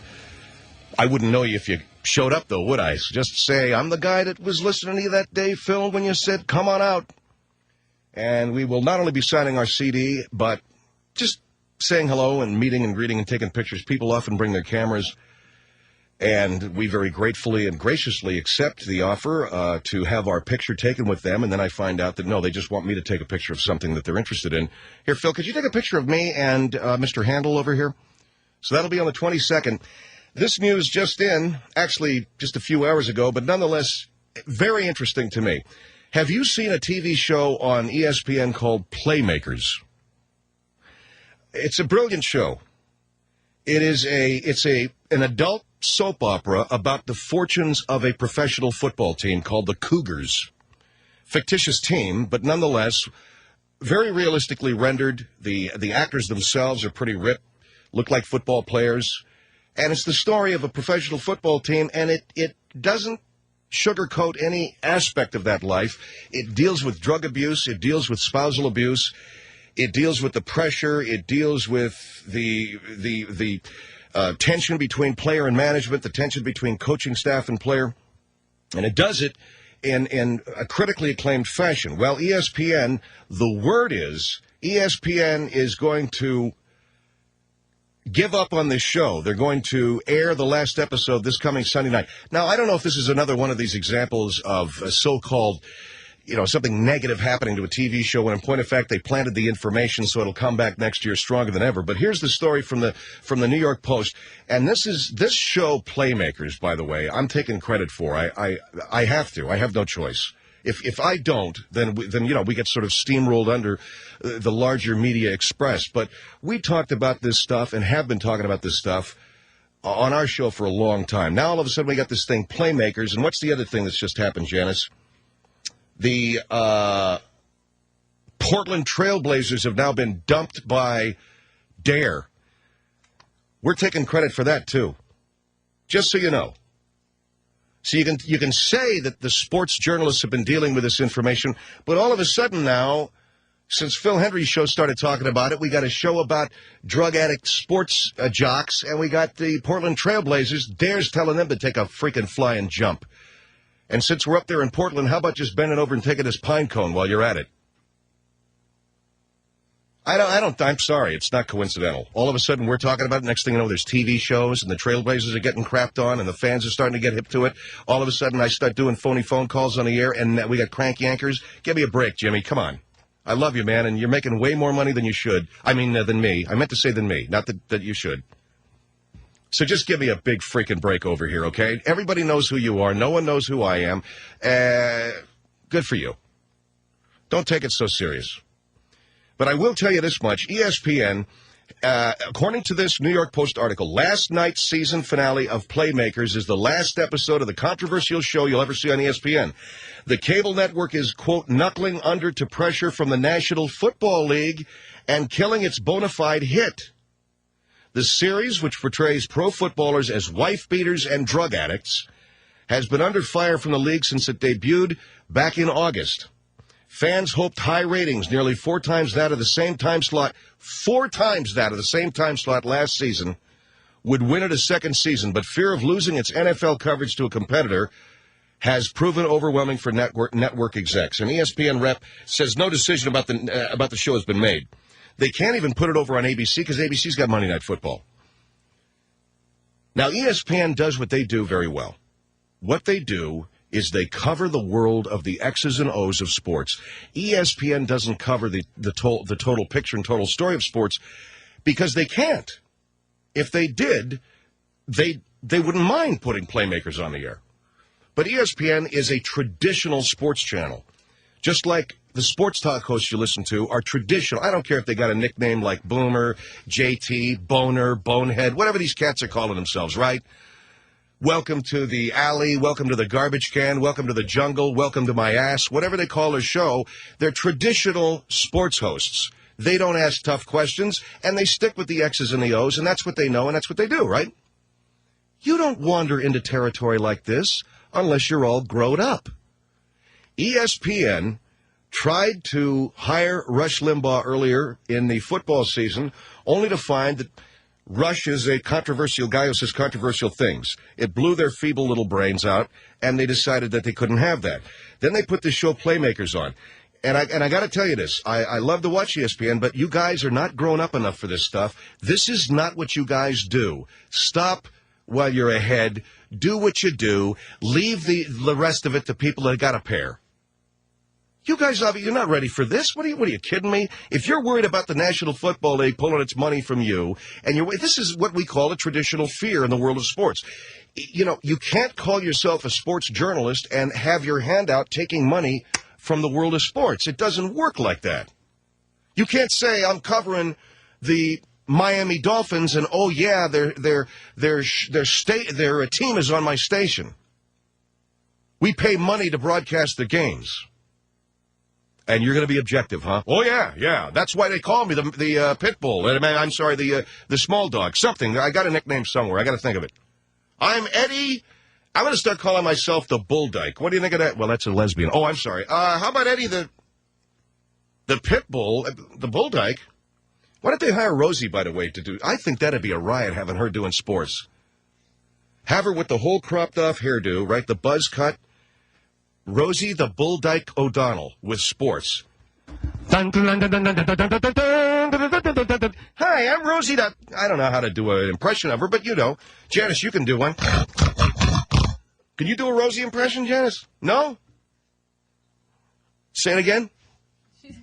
Well, she's just got a real New York accent, but I can't do Rosie. But doesn't she do the whole thing? Anyway, Rosie the Bull Dyke O'Donnell next on sports. Anyway, you can't, if you want to be grown up and you want to work in the world of the 21st, this is now the new century. You see this out here? This is the new century. This is where all of the real people live. Remember Jack Nicholson in Cuckoo's Nest? See these people here? These are the real people. And here comes this big bull dyke. These are real people. This is the real world.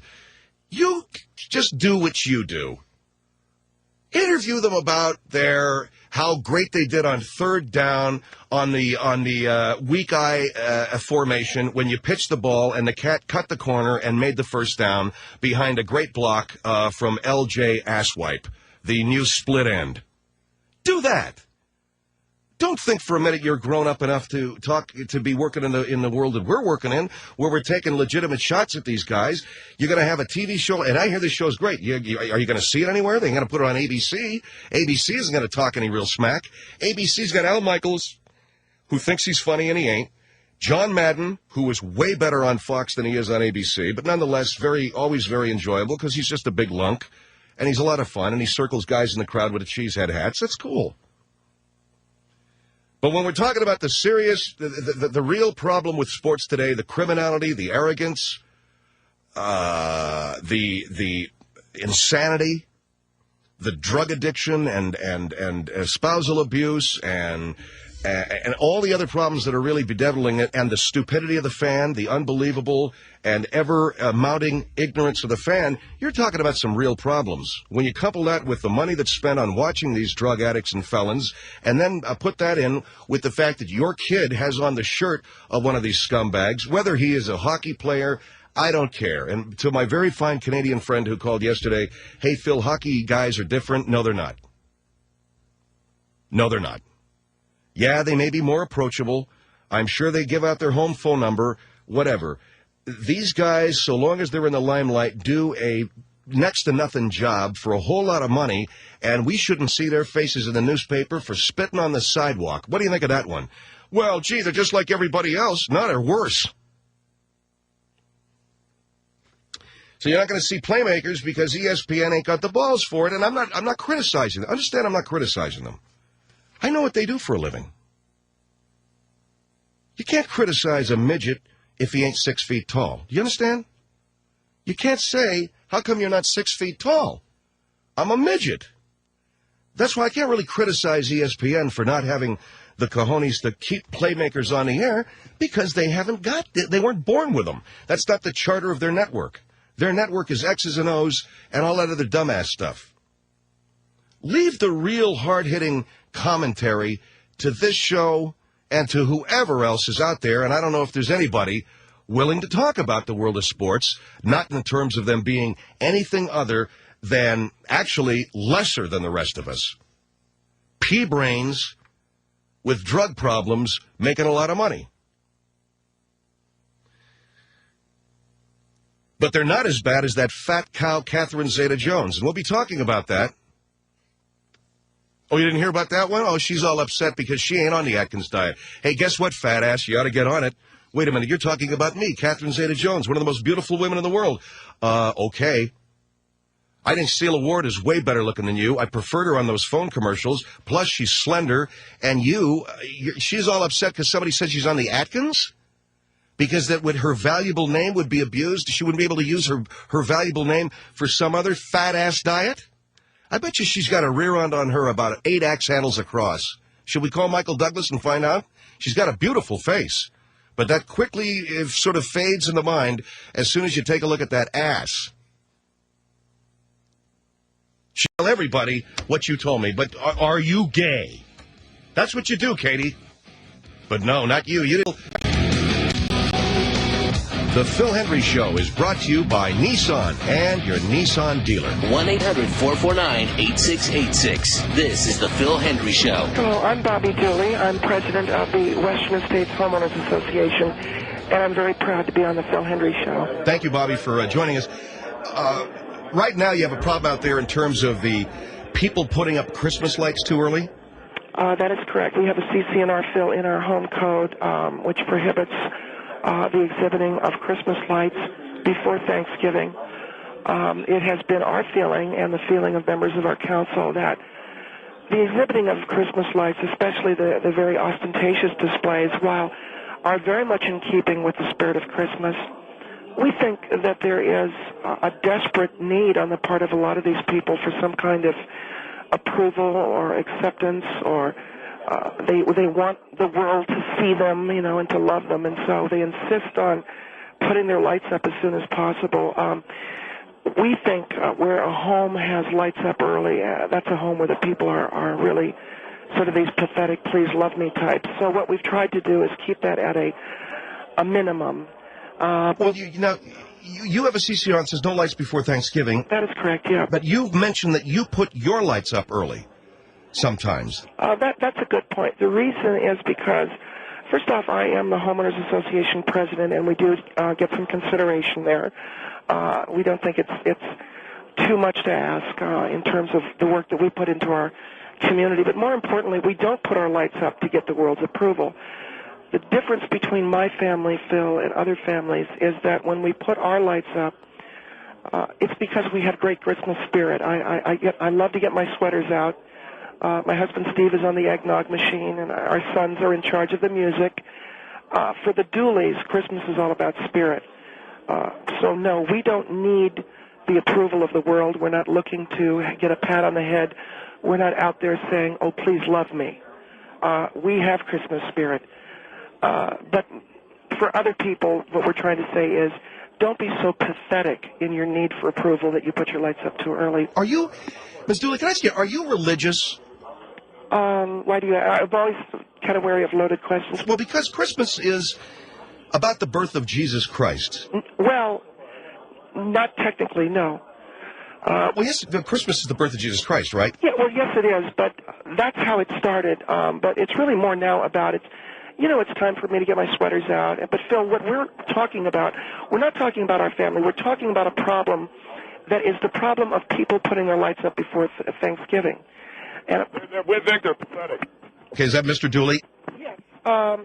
Phil, why does he say pathetic? It's sad, Phil, to see lights this early in the season. The number of people who are so insecure and who, and I hate to say this, who might be hiding something in their home. And what do you mean by that? Well, we have seen an ever-increasing amount of Christmas lights not only being put up too early before Thanksgiving, but the large number of lights, the trees that are laden with them, the home that is laden with them. Oh, my God. What exactly are people, and I talked to a friend of mine, what are people hiding? And how pathetic are people that they need to get the world's love? Love me, love me. You might as well walk around with a sign that says, I am so insecure as to whether people think my breath smells or I'm good in bed. Please love me. That's what the Christmas light, or at least too many of them. Well, you said you're in the seasonal spirit. Don't you believe that people put lights up? Can't there be other people like you who put the lights up for the spirit? I've thought about that. But you know what? It seems very unusual for anyone to have a spirit like our family. We have real spirit. Because we don't have to have that many lights. We put up, Phil, for instance, just a display that says, Merry Christmas from Bobby and Steve, and Justin, and Justin. I'm so sorry. We lost our son Dylan a year ago. I understand. And that's on our front line, and we're not looking for anyone's approval, so we don't have that many lights. The more lights, Phil, it would seem the more you need someone's, the more you need an intervention or something. All right, 1-800-449-8686 is the number here with Bobby and Steve Dooley. They've been taken to task by members not only of their community, but in outlying communities. They are not allowing Christmas lights in their gated community up before Thanksgiving, because you don't like the way it looks and because you don't like the idea of so many people seeking the world's approval? I think it's embarrassing when you drive visitors into your neighborhood and they see all of the Christmas lights, and it's before Thanksgiving, and you sort of give each other a look, and it's, as if they're looking at you and saying, oh, my God, how are these people so in need of the world's attention? Why didn't they get into the movie, become a movie actor or something? They so need the world's attention. We don't do that. We don't allow it. I don't want to be embarrassed. I don't want my husband to be embarrassed. So that when they bring friends here and there's all these Christmas lights up with all of these different colors, that the automatic question won't be naturally, why are there so many attention whores that live in your community, and why don't you move? I don't want that question. Attention whores. That's what you think of people who put up lights? Well, no, it's not. I wouldn't use that, but I think it's the word that a lot of people would use, yeah. And why don't we move? Because we believe in Western Estates, and I put a lot of effort into this community. And by God, Phil, and forgive my language, but I would rather burn on a spit in hell than give up this community and retreat from the principles that I have, which is that Christmas lights should be for the spirit, not because somebody wants someone to come up to them, pat them on the rear end, and hug them and give them love. People that put their lights up now obviously have no respect at their work, All right. 1-800-449-8686 here on the Phil Hendry Show. I see a lot of people putting up Christmas lights at all times. I don't know. I may put mine up before Thanksgiving. I may not. But we do a couple of strings of those white lights. Does that make me some kind of an attention whore? You use the white lights? Yeah. You know something? The white lights are really unusual. The white Christmas lights started a few years ago, and I remember saying to my husband, Steve, what is it with these people that they are so desperate for someone to say, yes, it's okay that you're alive. You have a right to live. I mean, I can't... Well, wait, I put the white lights up because my wife likes them. Because they're different. Well, a lot of people feel you can come up with any excuse you want. We use the traditional colored lights. We don't need anyone to look and say, oh, look how unusual that is. Because we're not hiding anything. We don't molest our children. We don't... Well, you put it into a memo, though. You said that people who use these kinds of garish displays at Christmas time may be hiding some kind of aberrant behavior in their home? Well, Phil, is there alcohol abuse? Is there spousal battery? Is there this kind of behavior? Is there coprophagia? Is there bisexuality? Is there child molestation? Coprophagia? Yes. So because someone has a lot of Christmas lights up, there might be aberrant sexual behavior. No, but I'm saying these are people who need a lot of attention. Show me a street where there's a lot of Christmas lights. I'll show you a street where people need desperately, they need the attention of the world. We won't let it happen at Western Estates, I can assure you. We have gone door to door. We have asked people to take these lights down. We have had to do intervention with some of the children who live there. It's very, very difficult for me to do this, Phil. Well, you're asking the kids who live in those houses some personal questions, though, Bobby. A lot of these... Well, no, we ask away from the parents, does your mommy or your daddy touch you in a place that's dirty? Because the home has a lot of Christmas lights on it? Because we want to make sure. Bobby and Steve Dooley with me, 1-800-449-8686 from the Western States Homeowners Association. people who put up lots of lights at Christmas, are they desperate for the approval of their neighbors, or are they trying to cover up aberrant behavior in their home? Ms. Dooley and a couple of members of their homeowners association have gone around the neighborhood asking the kids in those houses some pretty personal questions about what goes on in the house. Is it right to assume that there's child molestation going on in a home because there's a lot of lights at Christmas time on the outside of that home? 1-800-449-8686. Does your mommy or daddy touch you in a dirty place? Yeah, that's what I said. 1-800-449-8686. Phil Hendry Show. The Phil Hendry Show. 1-800-449-8686. The eighth wonder of the world.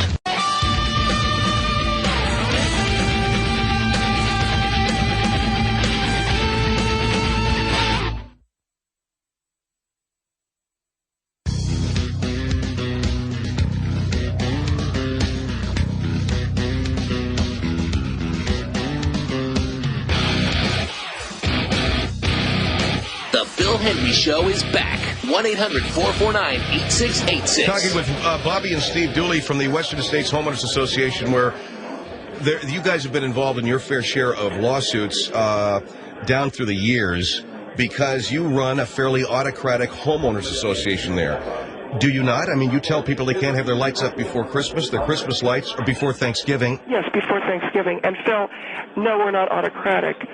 I find it very suspicious. People who have all of these lights all over the house, all of these reindeer, Well, now you have a display, a landing Santa Claus on your roof, a large manger, life-size manger. You don't call that overdone? No, absolutely not. Why not? I really don't know where you're coming from. I mean, that is very tasteful, very classy. We have... Well, a landing... Okay. We don't have all of these lights, and we're not, and the other thing, of course, we have a neighbor with the Star of David. I don't know what that's about. They're Jewish. I know, but it's just, I don't know. All right, hold on. 1-800-449-8686.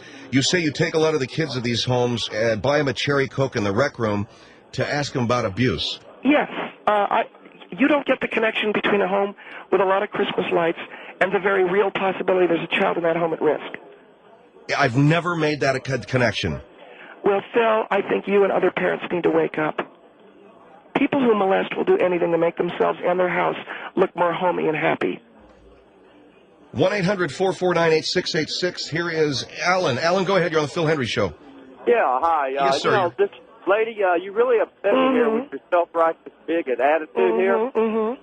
Me and my family set up lights every year. It's a family thing to set them up. And we have a very garish outfit. We use medieval themes, and it's a family event. And then we also take great pride in driving around and looking at everybody else's lights. Well, can I ask you, what right to say that you are the boss on everything? Well, why do you need the approval of everyone so badly? Who says I need the approval, ma'am? It's you that needs the approval if you're causing all this trouble with all these other people to get your attention out so that you're here on this radio now. No, wait a minute. Special treated. I'm just concerned. Is there any, if I could just ask you, coprophagia in your home? What in the world is it? And I might be able to answer that. It is the sexual practice of eating feces. And oh my God! oh my God, lady, God! You are so you kidding me? No, it's pitiful. Why is that strange? My home is perfectly normal. We have a very happy, loving home. I'm a truck driver. When I get home from my week home, after my 4 weeks out, we have a very loving family. I call my family every night at 9 o'clock on the dot. And we are a very normal family. It sounds to me like you have a very dysfunctional family. Alan, Phil, a lot of the people who drive around to look at other people's homes, they're simply very jealous and wish that they had a home as beautiful. And that's the way Alan is. Okay, well, I'll tell you, ma'am. The jealousy greatest thrill I get. Good God. The greatest thrill I get is my kids and my babies going, oh, now that's pretty. Oh, Daddy, pull over there. And looking at the lights and enjoying it. Oh, look at that, taking family time together. Why is their home better looking than ours? Family time instead of bugging everybody else. Phil, I thank you very much. All right, well, Alan, thank you. And that sounds like you have a very nice family. Well, you don't know that I love my family. All right, thank and you. I love your show. It's awesome. You don't know. And I pity you having to put up with these kind of people. So you have a good one. How many days a week do you? Okay, I wanted to ask him specifically about his abuse of his children. He doesn't abuse his children. Ms. Dooley, you really have to not assume that. You have to. Well, I'll tell you what tipped me off about Alan. Driving around and looking at other people's Christmas lights. Are you that empty? Is your life that empty that you can't stay at home, enjoy the lights on your own house, and be happy that you can at least walk around and you're not, crippled or something? We believe in really enjoying the season and having a life that, we can be happy with. It's like an arsonist looking at his fire. Some molesters will like to look at their lights. 1-800-449-8686. Here is Deborah. Go ahead. Hello. Hi. Hi. I don't know. I think this lady's off her rocker. Why would people spend lots of money? Look at the town of Niagara Falls, Canada. They put on a fabulous light show every year in the spirit of Christmas. People come from all over to see it, and you're going to tell me that these thousands of people that come to see it are child molesters themselves? Well, and according to you, people can't stay home and enjoy their lights because they're not allowed to put them up. No, I didn't say that. I said before Thanksgiving. Now, you in Canada, don't you have Thanksgiving like in the summer? No, we have Thanksgiving in October. Oh, okay. Well, I don't see how lights? a matter of 1 or 2 weeks is going to make a difference between a family who molests their children and a family who doesn't molest their children. Well, I can tell you that Christmas lights for me are a representation of people's need for approval. And the need for approval is, I think it's pathetic. I really do. But you're the only guys that don't need approval? We have, Phil, the Christmas spirit. All right, 1-800-449-8686. Bobby and Steve Dooley on from the Western States Homeowners Association talking about this need for approval. People who put up Christmas lights. And you don't like seeing them because it's embarrassing bringing neighbors in and friends, and they see all the Christmas lights, and they go, God, are they pathetic here. All right, let's go over to Mike. Mike, you there? No? Yeah. Here is Michelle. Michelle, you're on the Phil Henry Show. Hey, how you doing, Phil? Fine. Good. Normally I don't get involved in talk radio and all this stuff. I just listen and laugh. But at first I thought this was a joke. But this woman is ironic. This is crazy. Do you have Christmas lights? I have 2 questions for you. If I could just ask you these 2 questions. Well, I just wonder, do you have lights or do you not? My question to you is see, first. she doesn't want to answer my question. I'm going to answer your question. I'm going to answer your question. And I can't be on your program. Well, you just listen to the lady, all right? I'm going to answer your question. So a person with a lot of lights have some serious issues, sexual issues. What about a person with no lights? A person with no lights is an individual who is self-sufficient, doesn't need someone coming around and putting their hand down their pants or whatever they need. So basically, you have some issues, too, because you have some lights, but yours aren't as bad as everybody else, correct? I'm very, very much in the spirit. But I asked you just said a person with no light is self-sufficient, but you have lights and Santa Clauses on your home, so therefore you have some issues that you need to deal with also, we've got good taste. And okay, that's the big difference. What's the difference between you with the Santa Claus in your house and the landing Santa Claus and somebody else with the big pinwheels? Well, Phil, the big pinwheel lights and all of this, it says, hello, we are insecure and we may be molesting our children. Let me just share this with you. You are the reason, ma'am. You are the reason. Like when the Clintons put up their Christmas lights yesterday, I walked over and I told Lori, you're really pathetic. Get a life. Quit begging for attention. All right, 1-800-449-8686, Phil Henry Show. Bobby and Steve Dooley on the line with us here, talking about their Christmas lights in the neighborhood. Now, you don't mind Christmas lights, right? No, I don't mind them, Phil. It's just that you don't want them up before Thanksgiving, and you don't want them too loud and garish. That is correct. We want them understated, and we want them put up at the right time. The icicle lights. Why? What happened to good colored lights? These are the things we're talking about.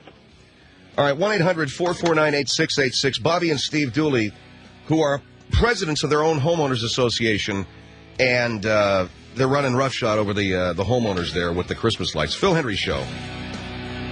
Phil Hendry Show. 1-800-449-8686. Communist influenced.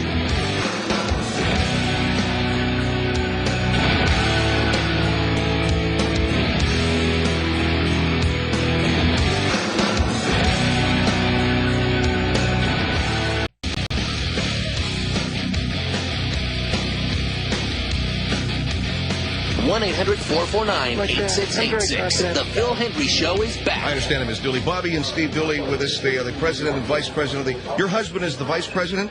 Yes, Steve is our vice president and treasurer, and I am the president and recording secretary. I'm sorry. I just had some... I forget what we had. I think it was Reuben's Red Hots. Okay. And we're talking about this idea that the Christmas lights put up too early shows a pathetic need for attention, which you don't want on your... Now, I'm going to ask you this. You are conducting interviews with the children who live in homes where there's too many Christmas lights too early. In other words... Yeah, you know, this whole thing about, oh, look at me, oh, look at me. You know, Phil, I am a modern woman. I'm a very confident woman. Call me weird, call me crazy. I don't need lights to make me feel confident. In other words, unlike a lot of women, I don't need hanging icicle lights to make me feel like a woman. Jesus. I am happy. These poor children are being raised in homes where I don't know whether the parents have a sense of themselves, and so I want to interview the children. I do ask them some tough questions. Does mommy or daddy do things that make you nervous or scared? And it's okay that you can talk to me. I'm a neighbor lady. I'm not one of your parents who may scare you, and things like that. And we'll buy them a Coke in the rec center. So you're talking to children that are not yours? Well, they are children here in the Western States communities, so in a way, you know what, Phil, as the Homeowners Association president, I like to see them as mine, you know, and I say things to them like, here, does your daddy ever touch you in a dirty spot? Well, but wait. If that's my daughter or my son, I might have some... But still, why would I want the parents to know? If you're molesting them, I certainly don't want you to know about it. There's something wrong with what you're doing. I don't know what it is, but there's something wrong with what you're doing. Well, you can't pinpoint it. Yeah, my husband and I, Phil, we know what we're doing here. Don't ever say we don't know what we're doing. We're confident, very together, modern parents. 1-800-449-8686. 1-800-449-8686. Kathy, go ahead. You're on the Phil Hendry Show with Bobby and Steve Dooley. Yes, I think this woman ought to stick her nose back on her face and get it out of everybody else's business. She's taking care of people's business where she has no right. Mm-hmm. People have a right to do as they want to do is what makes them happy. And you have a problem with a sexual problem yourself that you can't get your mind out of the gutter. And if you don't have a psychologist license, I better not ever catch you talking to any of my grandchildren. What we're worried about, Kathy, is the likelihood that children are being, there's a fondlement going on in homes where there's a garish amount of Christmas lights, spinning wheels. That is bull hockey, lady. I've had Christmas lights out all my life on the holidays, and I have never molested or abused my children. You don't see the connection? No, I don't, because I raised my children in a normal family. I have a sister who is a psychologist, and if you're not a psychologist, you better go out and get you a license before somebody sues your pants off. I try to teach these children that obviously their mother and father have problems, and I let them watch Steve and I interact with our boys because I'm afraid of your interaction. What do you mean you let them interact? It's what? I'm afraid of that interaction. You know what I mean? No, I'm just a healthy family. How dare you? That is very... How dare you? You say how dare you assume people put Christmas lights out and molest their children? You say how dare you, lady? Your name shouldn't be Dooley. It should be Dummy. Why don't you smoke another cup free, Kathy, and go straight to the living Hades? All right, who hung up on who? I didn't hang up. No, I was not here. She's gutless. She hung up on you. What's wrong, honey? All right, we're talking... What's the matter? What's the matter? Saw an albino on TV. My husband said he saw an albino on TV. Okay, I don't know. 1-800-449-8686. We have these children come into our home and watch us eat and watch TV and stuff. All right, I think the interaction thing was that they thought she thought sexual. Because she had her mind sitting, waiting, luxuriating in a cesspool. All right, here is Don. Don, go ahead. You're on the Phil Hendry Show. Hello, this is Don. Yes, Don, go ahead. A question, please. With this lady, question to the children. Please, you're telling us what you're doing. Give me some results, please. What's the results, please? What, the results? Right. How many are you finding? You know, that's a great question, Don. We have our suspicions. I don't want to mention Never mind any the names. suspicions. What are the results? Well, frankly, you'd be shocked. Many of the children tell us that their daddy got angry at them, that they've been spanked, this sort of thing. Well, wait a minute. Well, their daddy got angry. What conclusions do you come to because they've been spanked? Well, that's you know, a criminal assault. I brought up 6 children. Please, I am now a grandparent of 6 children, 6 grandchildren. We've had suspicious I responses, take exception to what you're saying. Well, Don, we've had suspicious responses when I'll say, don't you think all those Christmas lights means your daddy could be a bad person? No, and they go, not. yeah. Definitely not. Wait a minute. Are you a Christian? These are. I'm sorry? Are you a Christian? Oh, yeah. You are? Sure. Do you believe the second great commandment? Love thy neighbor as thyself. Exactly. Yeah, but do you love your neighbor with what you are doing? Don, we really do. We love them so much. Yeah, I'm talking about your neighbor. Not just the children, the parents. But do you love your neighbor as yourself? Look, at what we tell the children is this. Go home and tell your parents, please, Mommy and Daddy, take down the lights before something bad happens. Why? And that will enable the family to... You listen to the man's question. Why? Why? Because their father could molest them. How do you know he could molest them? Well, maybe he wouldn't, maybe he wouldn't. Yeah, sure. You're assuming. Maybe he'd come home and poison them all, and maybe he'd come home in a gold Cadillac, too. Oh, my God. Well, what's wrong with that? A gold Cadillac, isn't that a little ethnic? No, we're trying to save children, Don. I understand that. But Don, just one child.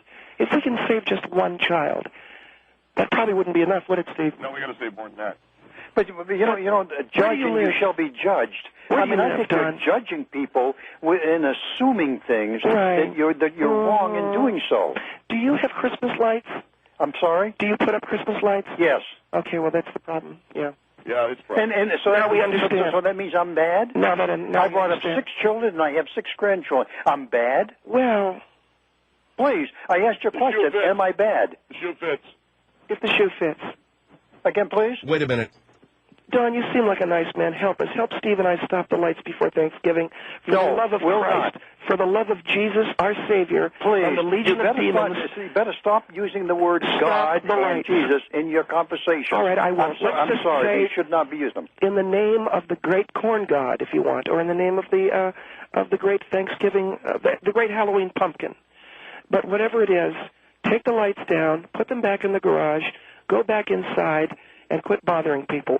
Why are you judging me and others like that? People are being bothersome, I don't understand that. Don, thanks very much for your call. Here is Jen on the Phil Hendry Show. Go ahead. But we're getting the word out.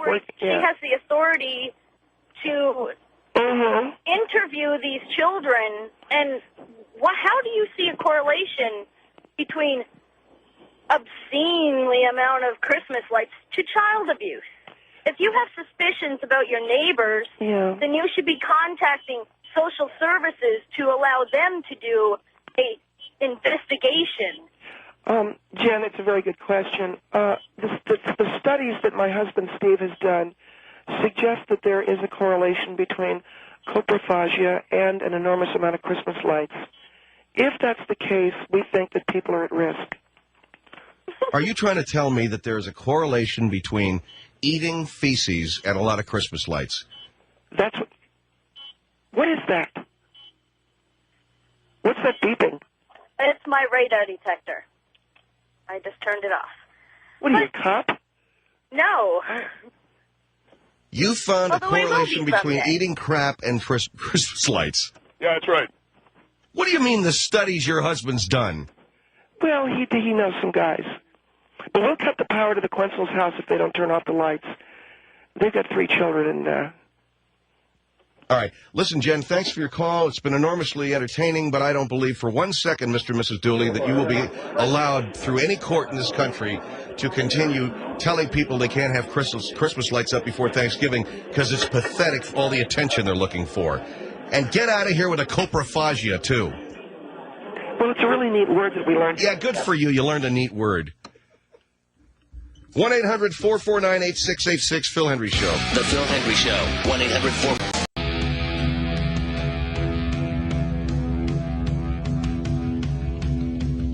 1-800-449-8686. The Phil Hendry Show is back. The voice of Bobby Dooley, performed by me, the people that called, unpaid and unprompted and absolutely real. It's the Phil Hendry Show, 1-800-449-8686. Lloyd Bonafide is a heating and plumbing, like a retired guy out there in Alhambra. And he had some comments about the Jessica Lynch photographs. If anybody shows those nude photographs, if any magazine or any newspaper or any store carries magazines and newspapers with those nude photographs, they disrespect our veterans. In fact, there's an Armenian store down the street. He walked in and said he'd burn it to the ground if that guy had those pictures.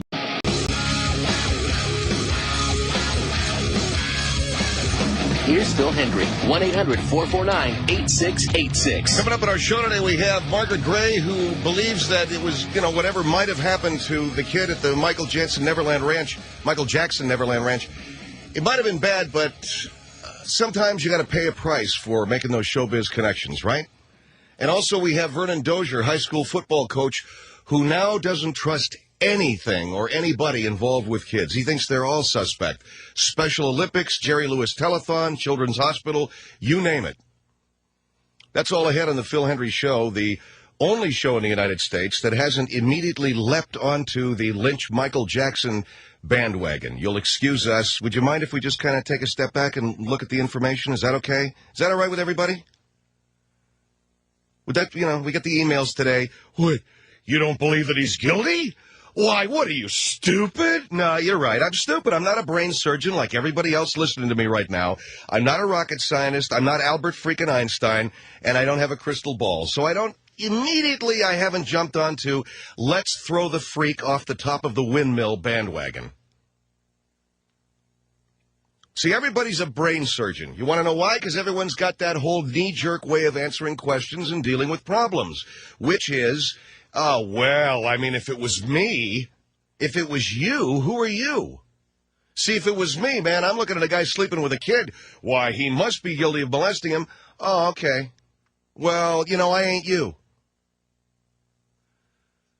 See, the guy's guilty, huh? Let me tell you, this guy's snetting up in Santa Barbara. This guy's a real loose cannon, this guy. This DA. By the way, we're going to be interviewing him in a few minutes. And as you know, I don't pull any punches.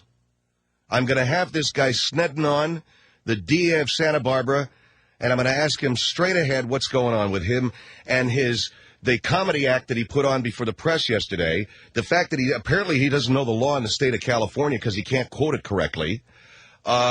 Just exactly what evidence do you have, pal? We know you raided the guy's ranch. Did you find anything? See, that's the big question. And let's answer one more question. This woman, the mother of this kid, see, a lot of you guys maybe don't know this, the mother of this kid accepted a car, a house, trips, passports, this, that. The word from the inside is that when Michael Jackson finally told her to get lost, guess what? Now he's a child molester. People say, why did he pay that kid $20 million in 93? Who was he trying to shut up? Maybe he wasn't trying to shut anybody up. Maybe he was trying to get rid of these people. Do you understand about getting rid of? You see, you need to understand what celebrity is like. And I ain't a celebrity, but I'm telling you just from what I've seen, some people hang on to you like you're like you're their mommy, like you're their daddy. They want a piece of your life. They want to live your life, and they won't leave you alone. They stalk you, they call you, they phone you. God forbid you should bring them into your personal life and show them a little bit of kindness. Suddenly they think that they're part of the inner circle, and you can't get rid of them. And you try to be polite, and you can't get rid of them if you're polite, and then finally you have to look them in the face or get somebody to do it and say, get out of here. Mr. Jackson doesn't want you around. Do you understand? Get out. Take your kid, take your all the money he gave you and the house that he gave you, and get your ass out of here. And so they get hurt, and what do? They go looking for an attorney. Well, she just happened to find the same lawyer that the other kid had. Now, isn't that a surprise? How's that happen? Oh, she all of a sudden found the same lawyer that other kid had, that 13-year-old back in '93. Yes, a desperate mother looking to help her son. Where will she turn? What will she do? The terrible child molester Michael Jackson has him in his grip. Oh, I know. Who's the lawyer that kid had? He got $20 million out of the situation, didn't he? Oh, I know. It says, all they want is justice. Let me say it again, guys, and I'm just, this is just your Uncle Phil. Resist the temptation to hate a man because he looks like a circus freak.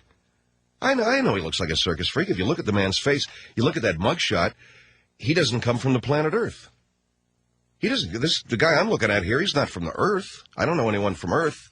This isn't the map. This isn't the human species. This is some new, it's a new Venusian. They're, some kind of a hybrid species from a solar system beyond the extreme portions of ours. I don't know what he is. But it doesn't make the guy a child molester. And we get the temptation to burn the freak out of his home. I'll tell you a true story. I was telling Chris this. So this is true. This happened. This happened in our world. And it happened during the closing days of World War II in Berlin. Berlin at that time was a city under siege. It was being bombed daily by the Allies. The citizens were scurrying from bombed-out building to bombed-out building. They were angry. They were frightened. The Russians were on their way. The Russian army was on its way from the east. They were praying to God the Americans would get to Berlin first. And the Russians, of course, they were raping every woman they found. So it was a horrible time for the people of Berlin. Not that they didn't deserve it. Now, living in Berlin at that time, in a small flat at the very top of a building, was a man, an elderly man, who, like many in many large cities, was a real eccentric. He was a real strange cat. This guy walked around with one of those three-cornered hats. He had ruffled shirts. In other words, he dressed as if it was the 18th century. And he played the harpsichord. And he would go out and walk with a walking stick dressed this way. And he wasn't a Jew, so they couldn't throw him in prison for that. And I guess maybe there wasn't a law against being a freak in Berlin at the time. But he certainly drew the stares of the people during the more peaceable days of that conflict. Well, when the war finally was coming to an end and the bombs fell in Berlin, they got it into their heads, the people of this block, that this guy upstairs was some kind of a Jewish spy or an Allied spy. They broke into his home, they dragged him into the street, and they beat him to death. They killed him. Now, was he guilty of anything? No. I'll tell you what he was guilty of. He was guilty of being different. Now, you know and I know, if you've read any history and if you've lived long enough, you know that being different can be fatal. We still kill people for being different. Oh, no, we don't, Phil. Oh, really? Well, why don't you talk to Matthew Shepard's people, okay? We kill people for being different. We still do. I mean, so that's what, just because you live in America doesn't mean everything's great. But what we try to do is we try to push it forward and make it better every day. We have the opportunity in this country to actually make it better. Whereas in other countries, you don't have the opportunity to make anything better. You're still you're trying to hide your ass from the secret police. You're trying to find yourself something to eat, right? But being different can be fatal. And believe me, any gay man who's ever been bashed can tell you that. Any, back in the day, any black man who winked at a white girl, Any kid who grew his hair long in the 60s and got the crap kicked out of him by rednecks, you know that. You know what? Any people from my generation, they used to get your ass kicked for having long hair. And so on until the rednecks started growing their hair long. That was the next funny thing. The rednecks would kick your ass for having long hair, and then the rednecks found out you were getting more girls than they were, so they started growing their hair. Dumbasses. Yeah, and then they grew their freaking hair into mullets. Dumb, stupid sons of guns. So, being a weird ass is fatal in America, and it's fatal in every society. I'm not singling America out. It's just fatal in every society. And that's the theme behind all those movies that we saw as kids. Beauty and the Beast, Frankenstein. What's the other one they just did? Phantom of the Opera. It's all about being different and being a freak. And nobody really wants to, they don't want you around. Get your freak ass out of here, okay? You look weird, you act weird, and you must be guilty of something because you don't want to be with the rest of us. Why don't you want to be with the rest of us? Because I just, it's not that I don't want to be with you. I just think the world's kind of weird. You think the world's weird, huh? Why is it weird? I don't know, man, but you're freaking me out. You must be some kind of a child molester. You like hanging out with kids, huh? Yeah, frankly, I do. Compared to the adult population, yeah, kids are a lot more sensible. I mean, it's, I was abused as a kid. What do you want from me, okay? I got enough money where I can pay my own way in this world. I'm not asking anything from you. You can come out and watch me perform. I make plenty of money. I can build a big place. Something wrong with you, Jackson. Something real wrong with you. What's the matter with your skin? Why do you lighten it up, huh? Why, don't you like being black? I don't know. I'm messed up. I'm messed up. It doesn't make me a child molester. Well, I disagree. Believe me, if it was me, well, then maybe you're a child molester at heart. How dare you? Psst.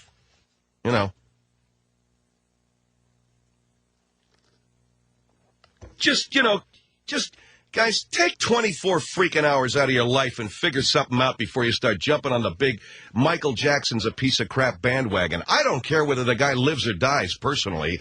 I care about a country that I love very much called America, and every time I see us act stupid, it really pisses me off. Every time I see us act stupid collectively as a people, we got so much opportunity in this country, it just makes me want to cry. Like every time I see a bumper sticker that says U.S. out of Iraq, right? And I think to myself, okay, does that person know what that means? Do they really know what that means? If we were to leave Iraq right now, what would that mean for that country? Like the British. They're acting like idiots right now. They're protesting what exactly? Do they even know what it is they're protesting? What, that America's calling the shots in the world instead of Britain? Is that what they don't dig?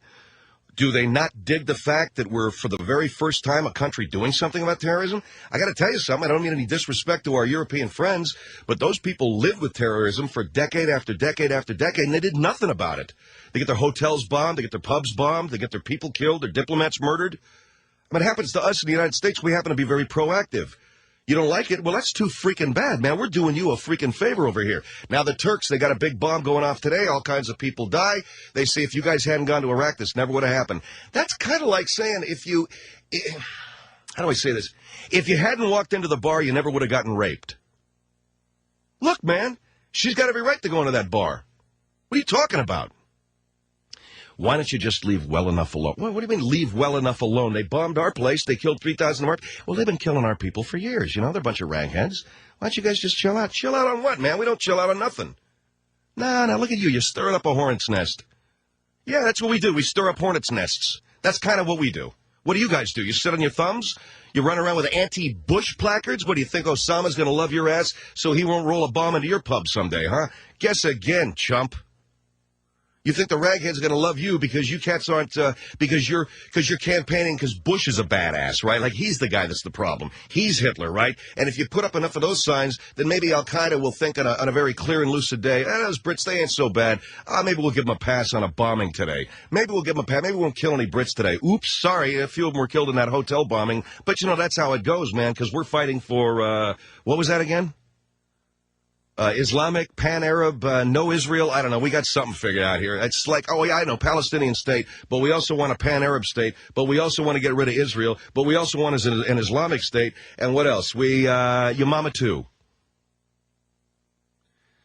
So there you go, baby. That's the world in a nutshell, all right? 1-800-449-8686. I don't know what I'm talking about. I don't know what I'm talking about any more than anybody else. But you're stuck with me for just a couple of minutes here. 1-800-449-8686. Margaret Gray will come along, though, to explain things. She believes that every mother can identify with the mother of this boy. Look, it's worth the shot. If the kid can get the big showbiz connection, he gets his ass fondled in the process, all right, whatever. And we'll have Vernon Dozier on to say, look, now that we know anybody can molest your kids, why should he trust Jerry Lewis? Why should he trust the Children's Hospital? Why should he trust the freaking Special Olympics? We'll be right back. It's the Phil Hendry Show. Phil Hendry. The Phil Hendry Show is back. 1-800-449-8686. Michael Jackson's camp, it is said, is more than ready to do battle with his accuser and his family, according to Fox News. The mother of the child involved will be held up to severe scrutiny. In fact, Jackson's side will likely argue the woman he tried to break off his involvement with helping the boy and his family financially, the mother became, quoting, a scorned woman. She's very screwed up, said one source. There's videotape of her acting rather strange, and Michael was it's kind of the kettle calling the pot black, isn't it? You know, there's one thing about that woman, she was pretty weird looking. Yeah, coming from Michael Jackson's people, it's, Anyway, Michael was very kind to her even after getting an apartment for her and her boyfriend. But the argument will be that when this woman, who is financially so dependent she claimed to have lived in a barn, was told by claimed to have lived in a barn. That's how financially dependent she was. Claimed to have lived in a barn, was told by Jackson's people that the party was over. She ran to a lawyer to see what she could get out of it. A lot of the evidence in the Jackson case will come down to videotape. There's a lot of it, too, some of which may show the boy and his family singing the praises of Jackson, defending and explaining his odd lifestyle. If so, they'll be hard-pressed to explain their own behavior now. For example, in one interview last winter, the mother of the boy told a reporter, Michael has pet names for all my children, and one of them even calls him Daddy. He's the father they never had. When is this? Yeah, last winter. She said all her children were hoping to spend a lot more time with him in the future. Now, all of a sudden, she's got the same lawyer this other kid had 10 years ago, and they are bringing a criminal charge against Michael Jackson for child molestation. One thing that the mother may not have thought of is that the law has changed, but it's not really relevant. Is this kid 12? Apparently the change in the law is this. Everybody talks about back then the kid couldn't be compelled to testify, which is true. Today, a kid cannot be compelled to testify either if he's under the age of 12. But if he's made a statement to the police, and then later recants the statement or otherwise is uncooperative with police, they can still use the statement. All right? In the courtroom. That's how the law has changed. Which, by the way, that guy Snedden up there in Santa Barbara, he didn't know. He couldn't figure that one out. According to people that know this DA in Santa Barbara, he is nicknamed Mad Dog. This guy Snedden, what's his first name? Tom Snedden. He's nicknamed Mad Dog for his tenacious courtroom demeanor. They say he's waited a long time for another shot at Jackson. Snedden himself rejects suggestions he had a vendetta against Jackson or timed the arrest to coincide with the release of Jackson's latest greatest. 498686. I'd like to welcome on now the District Attorney of Santa Barbara County, Thomas Snedden, and he joins us via telephone from Santa Barbara. And Mr. District Attorney, Mr. Snedden, I just wanted to ask you, what should I call you? You can call me Tom, Phil. Oh, thank you. What started this investigation of Michael Jackson? Was it the situation with this kid back in '93? That was part of it, Phil. But really the overwhelming reason, I think, why we began to get our antenna up about Michael Jackson was that I was on the Internet one night, and I found a page of what were called Michael Jackson jokes. I didn't particularly find them funny, but I did find clues in these jokes. Now, I'll give you one. This is from, and if I could get it from Sally's, page 3. This is from page 3 on a Michael Jackson joke page, and I want you to listen, just read between the lines. We're not telling these jokes to be funny. There's evidence here. There is evidence in this. What do you do if Michael Jackson is drowning, is the question. Response, you throw him a buoy. I was thinking they meant the life preserver, and then, because they spelled it B-U-O-Y. But they're meaning boy as in? As in little boy. All right. That was clue number 1. Clue number 2 came on page 2 in your deposition. You have that, Sally? I've got Sally's taking notes, if that's all right, Phil. Yeah, that's okay. All right, clue number 2 came with this joke. Why was Michael Jackson spotted at Kmart? Now, the response is because he heard boys' pants were half off. Now, I put these two together. And you were hearing child molestation. I'm hearing child molestation, exactly. You see, Phil, sometimes a DA, sometimes you got to really get in and dig, and sometimes the other one that cinched it for me, though, Phil. The other one that cinched it for me, I think, and really put this case to bed for us. I think we got a very strong case, by the way, Phil. Do you? Absolutely. Was the following line, and again, we have this, will be entered into court records C325. Question, what's brown and in a baby's diaper? Answer, Michael Jackson's hand. Okay, so you put all of that together, and you have what I think will be an astounding case for the people of Santa Barbara County versus Michael Jackson. He came here.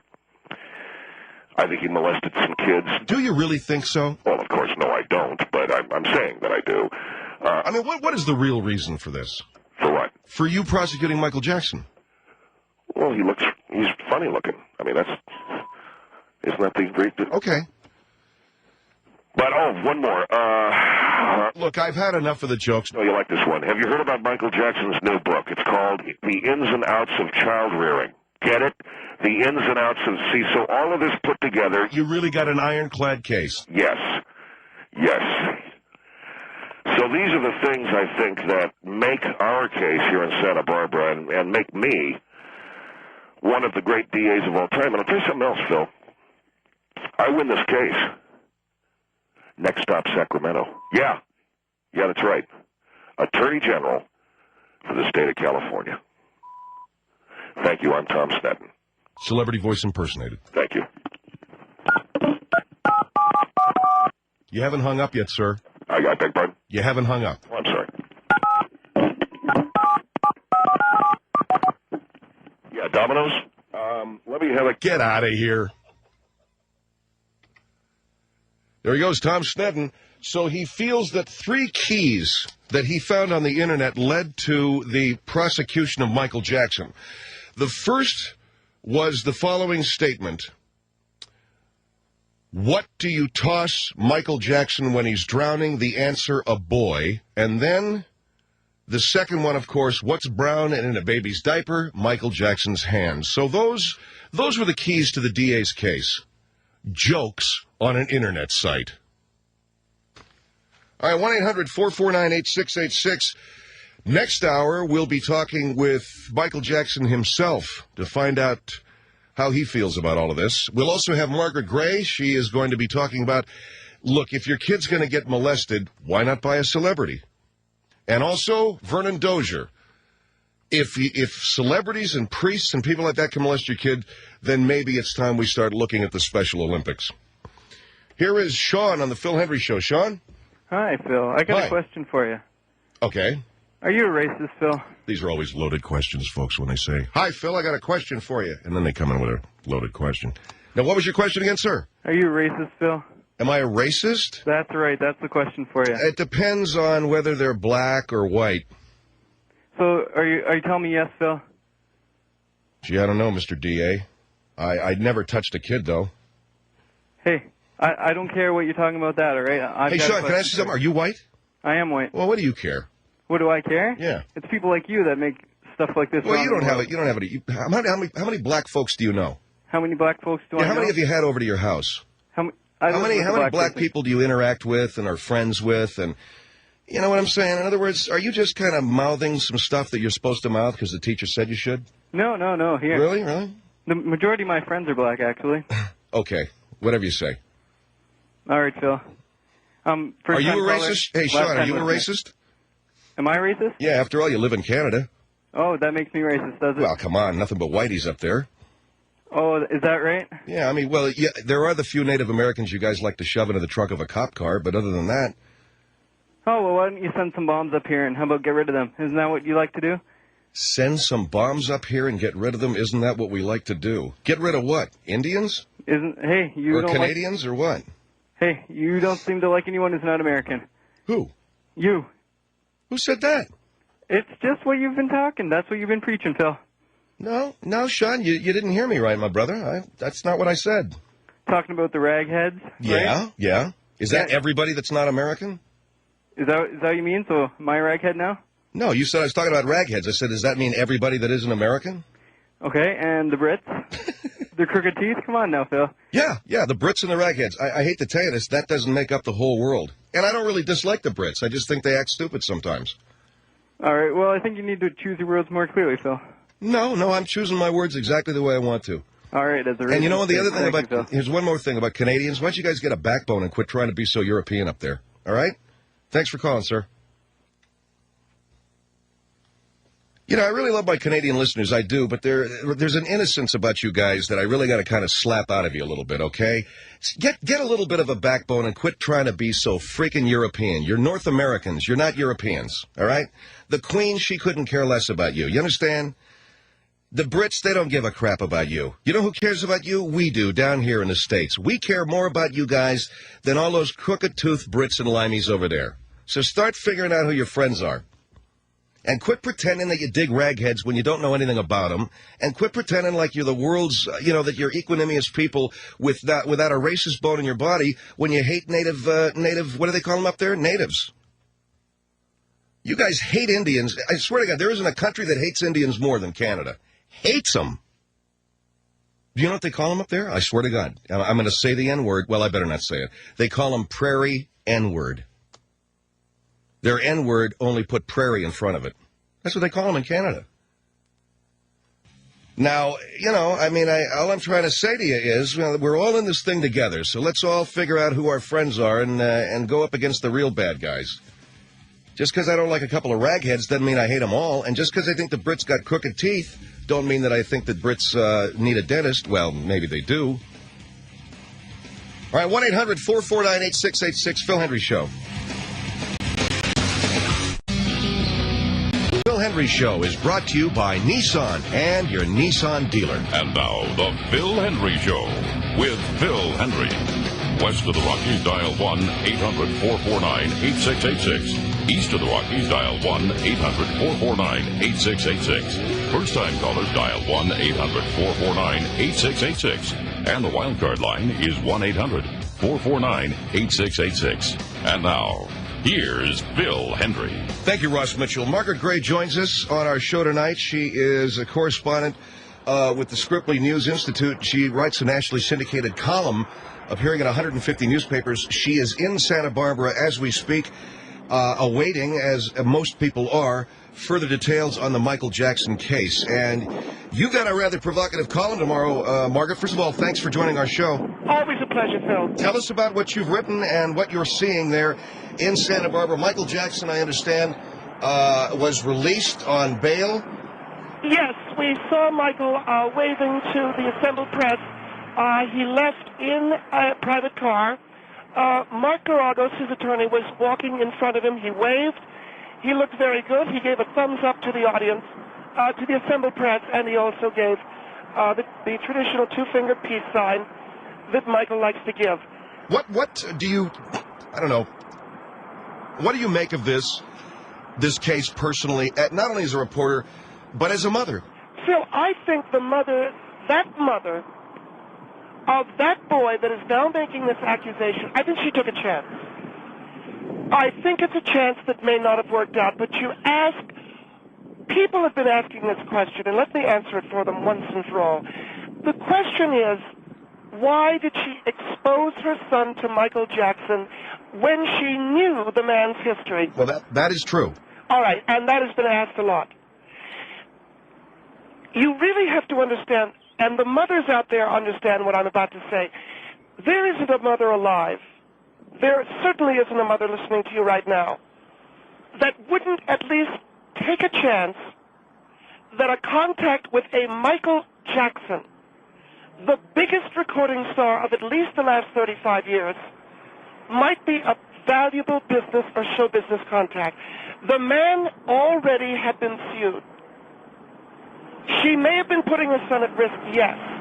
But don't you think she already knew that? But you said it.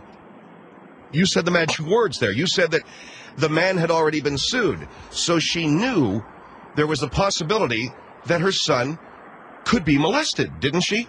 Don't you think she knew that, Phil? As I said, everyone is talking about this this mother as being stupid. She took a chance. She rolled the dice. There isn't a mother that wouldn't at least take the chance that their son could become connected, very connected, in the show business world if it meant meeting Michael Jackson, and maybe, yes, maybe, being molested or touched improperly. All right, now look. I don't know much about being a stage mother. You have an actor son. That is correct, yes.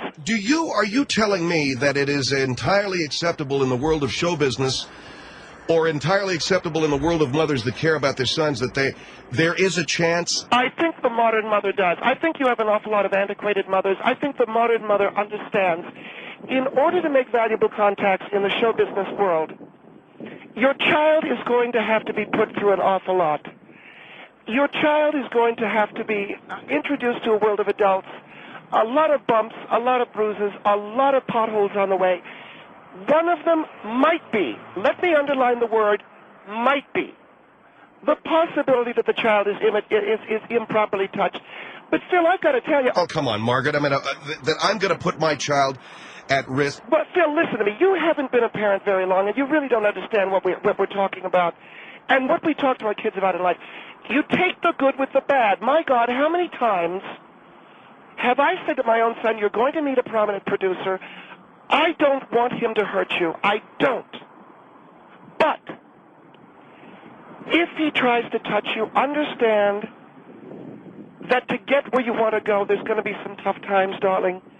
And are you telling your son to give in to a molestation? No, most certainly I'm not. Then what are you saying? I'm saying that the modern child, in order to get where he wants to go, there's going to be some bumps along the way, and one of them may be molestation. All right, let's be clear. Because you say you're speaking for a lot of mothers, and I want to give our phone number, by the way, 1-800-449-8686, 1-800-449-8686. Margaret Gray in Santa Barbara, that it's going to be possible your kid gets molested if he wants to get someplace in this world. You're saying that mothers understand this? Well, Phil, let me be clear. If they don't understand it, then I think they're very naive. I think there are a lot of mothers out there, frankly, who believe that their children are going to get from birth to their 18th year without some adult improperly approaching them. Ain't gonna happen. Not gonna happen. What you do is I tell my son Jason that no matter what happens to him on the road to success, that I love him and I support him. If someone touched him, I love him and support him. If someone touches your son, and you're intimating that in the world of show business, that it's not unlikely that a producer is going to want to grope him, and of course we've heard every kind of bad rap put on the movie business. And Phil, I'm not one of those people that bad raps the movie business. I love the movie business. Well, you're calling producers child molesters. Look, we all swim in the same water. If you want to say the Catholic priests, you want to say that housewives, they're everywhere, Phil. I'm saying that in the world of show business, we're a little bit more realistic about it. All right, Margaret Gray on the line with us, nationally syndicated columnist. All right, if this kid was molested by Michael Jackson, you're telling me, and you're telling my audience, that it might be worth it in terms of the show business contacts Michael Jackson has. Look, didn't Michael Jackson settle with another family for $20 million? Margaret. Please just answer the question. Yes. All right. Is it not possible that $20 million led to a change of life status for that young man that has been profound? And I will tell you again, there isn't a mother out there that wouldn't look at that and look at it real hard before making a decision. Well, the decision's going to be no. The decision may very well be no, I don't want your money. But there isn't a woman out there that were she offered $20 million, $20 million, understand how much that is, that she wouldn't at least think, all right, listen, it's a short-term problem that my son's molested by Michael Jackson. But the long-term benefit of $20 million, my God, Phil, it can change lives. It really can.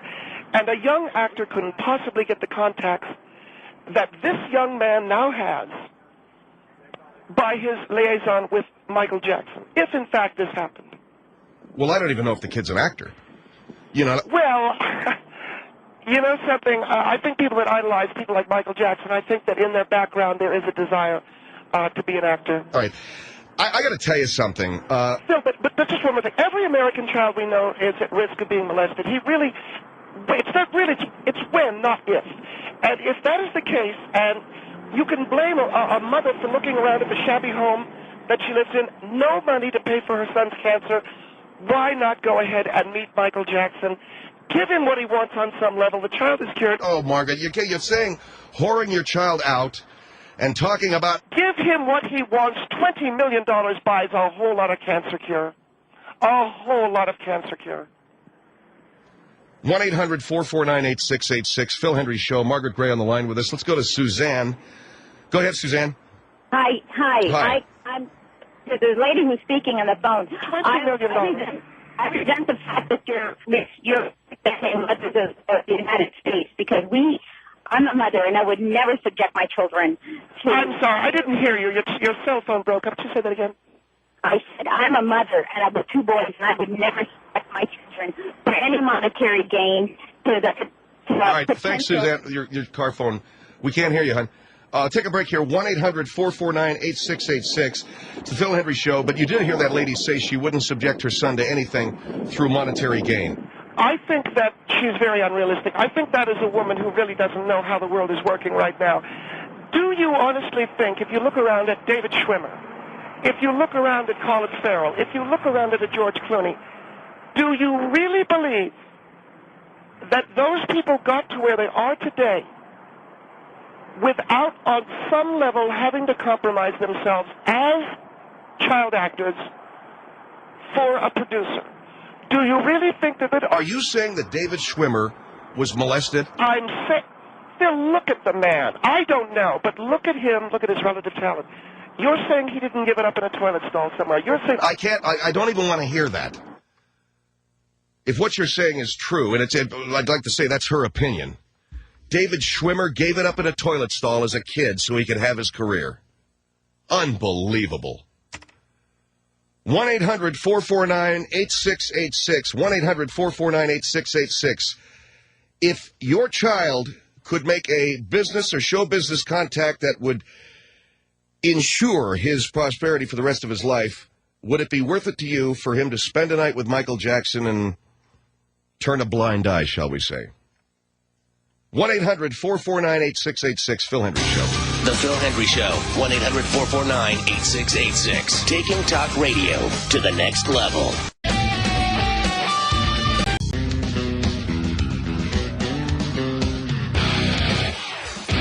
The Phil Hendry Show is back. 1-800-449-8686. Margaret Gray on the line with us.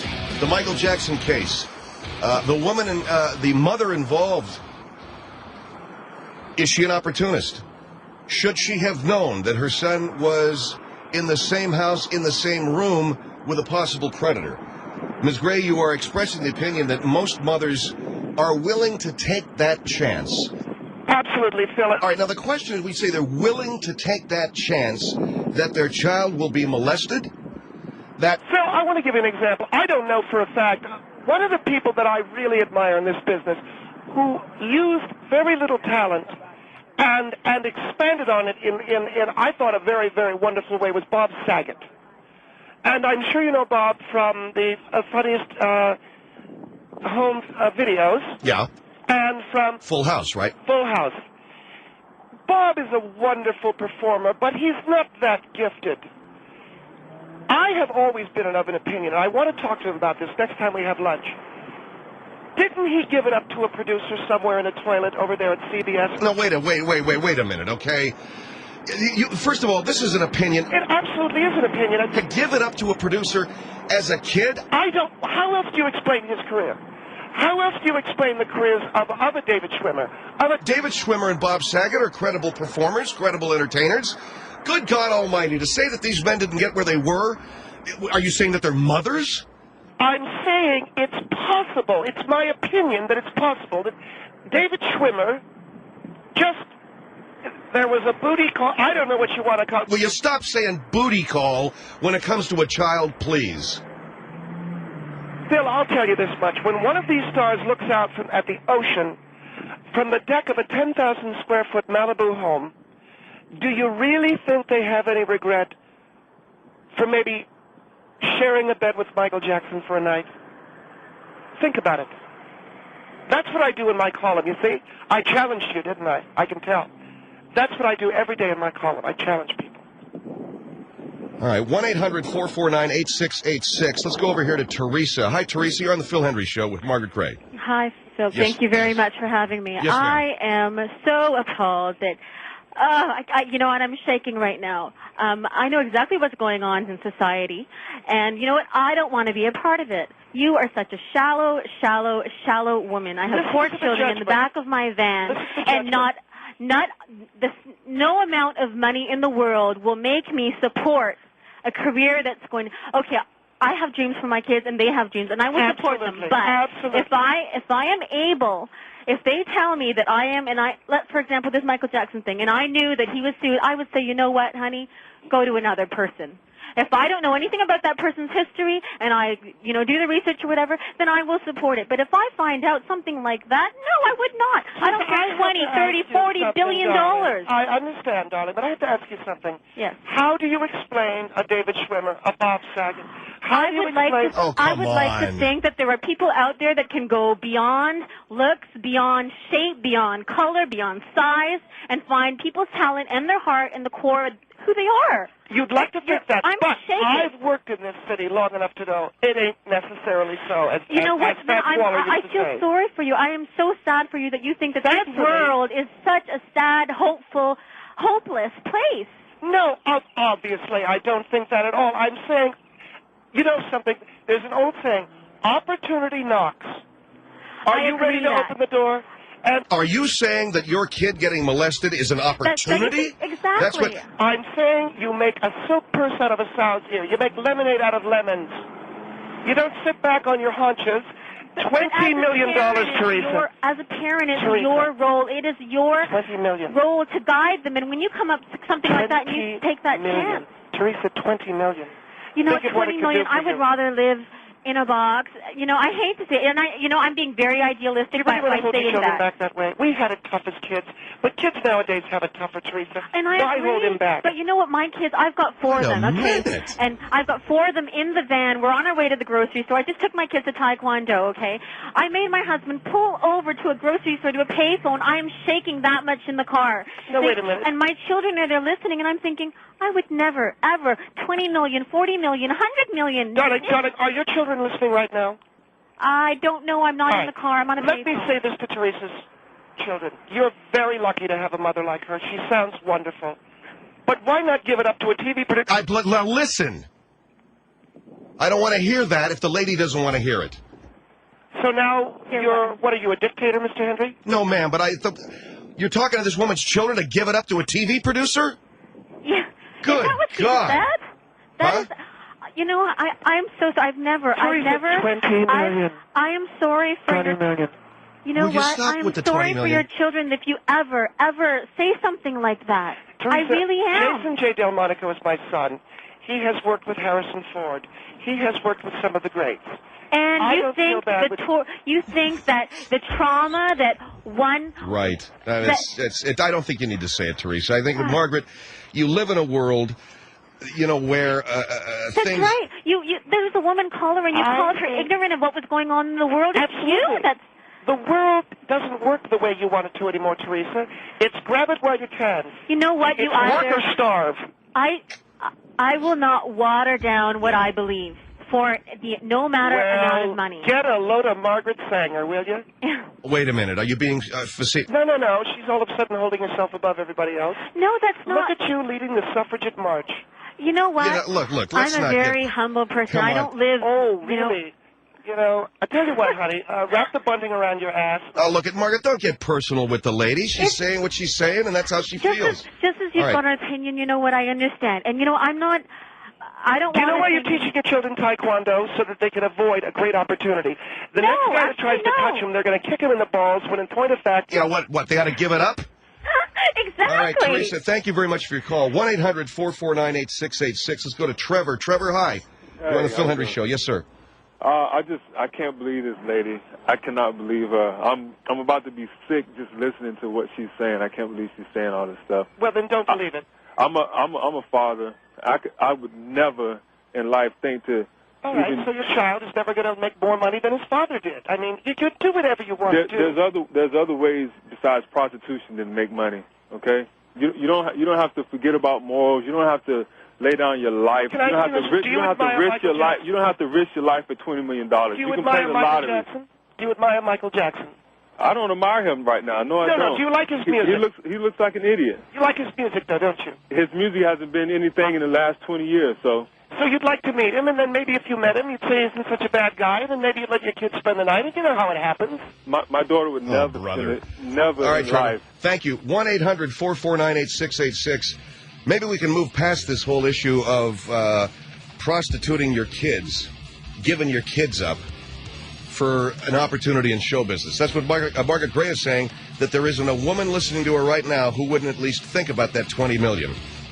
1-800-449-8686, Phil Hendry Show. The Phil Hendry Show, 1-800-449-8686. Building sandcastles in your mind.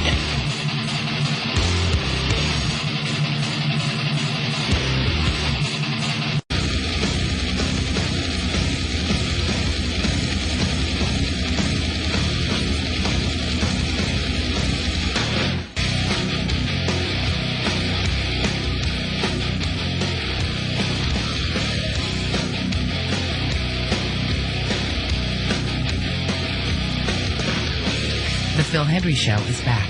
1-800-449-8686. Hello, this is Margaret Gray, and you're listening to The Phil Hendry Show. Back on with Margaret Gray. She is broadcasting from Santa Barbara.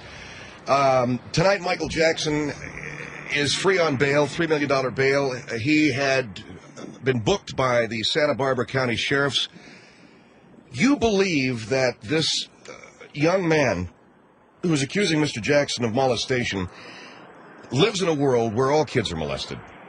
Absolutely, Phil. The children today are molested. They're molested by priests. They're molested by nuns. They're molested by teachers. They're molested by everyone. It can't be prevented. If it can't be prevented, why don't you make it work for you? But to ask a kid to give it up to a molester is criminal. And to say it's a fait accompli, it's going to happen to you, unreasonably scares the child, because I don't think that you know what you're talking about. It doesn't necessarily have to happen to a kid. Do you realize what you're doing? You're talking about Michael Jackson. What if he's innocent, Phil? Well, if he's innocent, he's innocent. If the man is innocent, there are a lot of parents who've assumed that he was guilty. They're going to miss out on the opportunity to be friends with him. And are you kidding or something? I mean, there's people going to have all kinds of opinions. Michael Jackson could very well be innocent, and if he is, there are a lot of very, very stupid parents out there whose children could benefit from an association with Michael Jackson. He won't want to have anything to do with them if he finds out that their parents assumed that he was a child molester. How stupid can you be? Not me. I'm not going to make that mistake. All right, 1-800-449-8686. You know how much college costs? I know how much a lot of stuff costs, yeah. Let's go over here to Tom. Tom, you're on the Phil Hendry Show. Go ahead. Hello? Yes, Tom, go ahead. Yeah, I'd like to ask that lady if she molested her child. Did you molest your child, are you saying? Good God, no. Yeah. I asked if you molested yours. Asking me a stupid question like that? Well, the way it sounds, you condone it. I do not condone it. You just said that you told your son that he might have to be molested, and if that's the case, you know it happens. I mean, you send your kids to church, it happens. So how did it happen to one of my daughters? Michael Jackson did molest a child, and he molested one of mine. His health would be very poor for the rest of his life. Well, I mean, very, very, that's very big talk, Tom, but Michael Jackson has some pretty good bodyguards. I'm sure they wouldn't have any problem with you. Now, let's talk turkey. Number one... Okay, look, what are we... No, what I want to do is say this. Do you think he did it? There's a good chance of it. And what if you're wrong? He'll never want your children at his home again. Well, I wouldn't want him there anyhow. But what if he isn't He a lives molester? in a dream world, for God's sake. Well, what if he's not a molester? He still lives in a dream world. What's wrong with the kid going over there and riding a merry-go-round? You don't like that? You don't like... Why would I want my kid to go over to Michael Jackson's house, even if he's not a molester? Because the guy's got connections, show business connections, C-O-N-N. Is that Do either one such of a you big guys deal? Do either one of you guys know how to spell connection? Yeah, but the man just asked you. Is that a big deal? To a young lady, you have daughters, sir?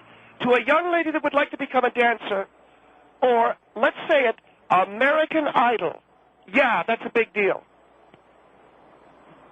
Boy, Tom, you have daughters. You're shallow, lady. You have daughters, Tom. You know those little girls sit around and watch Kelly Clarkson on American Idol, and they go, oh, what I wouldn't give to be that. Well, my daughters are grown up now. And all it takes is for Michael Jackson to slip his hand down the back of their... Never mind about that. Boy, lady, you're sick. I'm not feeling too well. How did you know? He means mentally sick. Oh.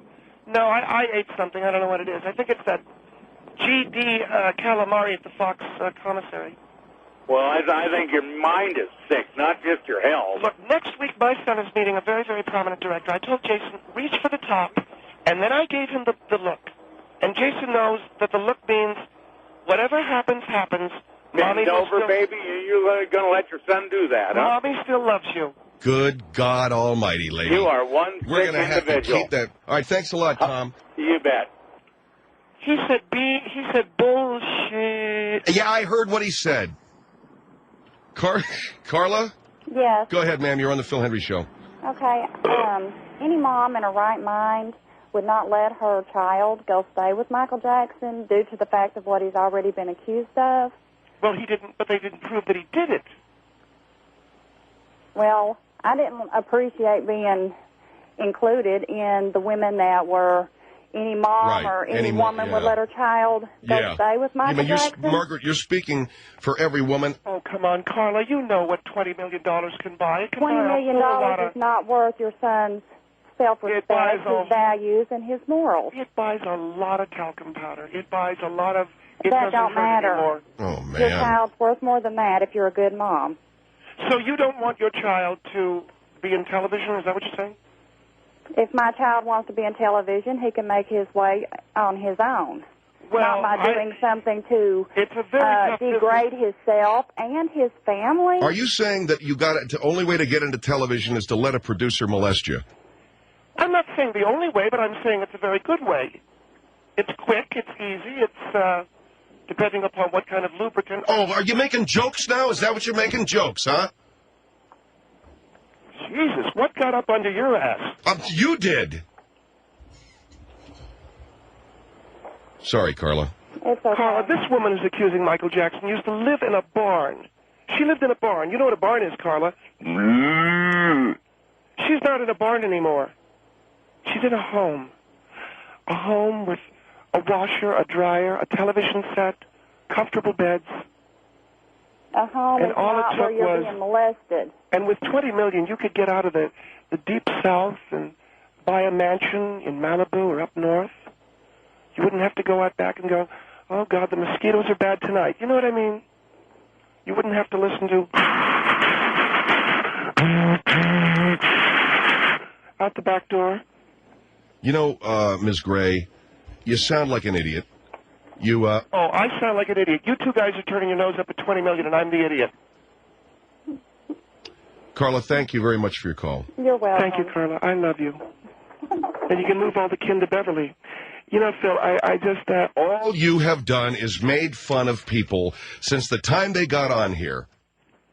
I have not, Phil. I'm talking about... You've made fun, and you use the molesting of a child as some kind of a hook to make $20 million bucks.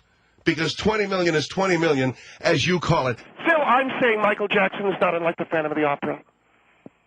Now, do you know what I mean? Oh, giving me that big romantic thing. Yesterday was Frankenstein, and today it's the Phantom of the Opera. Well, he is a musical genius that is very misunderstood, Phil.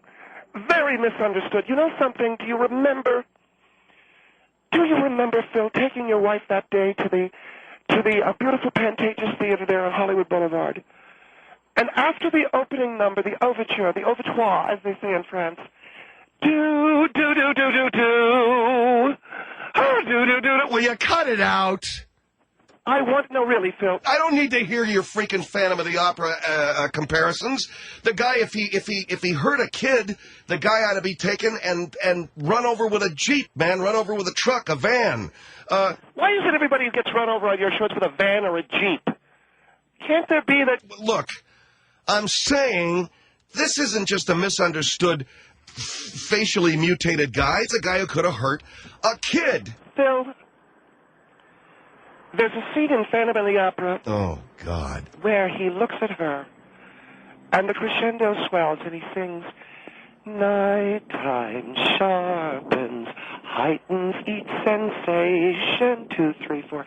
Darkness wakes and stirs imagination. Silently the senses abandon their defenses, helpless to resist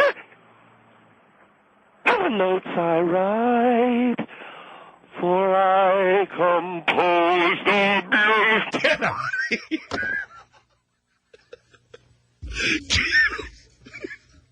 All of a sudden, she's a baritone. For I compose. Oh, God. She's a freak. 1-800-449-8686, Phil Hendry Show. The Phil Hendry Show. 1-800-449-8686. FUBAR. Singer, yeah, I know you're back with Margaret Gray. Margaret, I'm not saying you're a bad singer. Yeah, I know you're trying to make the comparison to Michael Jackson. You're trying to compare him to the Phantom of the Opera. He's a freak that nobody understands, but all he wants is the best for people. But you won't let me make that point through song, Phil. I was a singer. I'm not saying you're not a good singer. I'm just saying at the moment there, your voice cracked. Phil, I'm going through menopause. If you must put a gun to my head and spin a bullet into the chamber and pull the freaking hammer back, okay, I'm going through menopause. Thank you, Phil. Thank you for embarrassing me. I don't want to embarrass you, but your voice cracked. My hormones are going a little crazy. Phil, just listen. Michael Jackson descends into his Neverland mansion. The world outside hates him. He's a freak. Yet he is a freak who knows the beautiful power of music. Just listen. 2, 3, 4. 1, 2, 3, 4. Heel kick. Heel kick. Floating. Falling. Sweet intoxication. Touch me. Trust me, savor each sensation. Let the dream begin. Let your darker side give in to the power of the music that I write. The power of the music of the night. That's what I mean. Night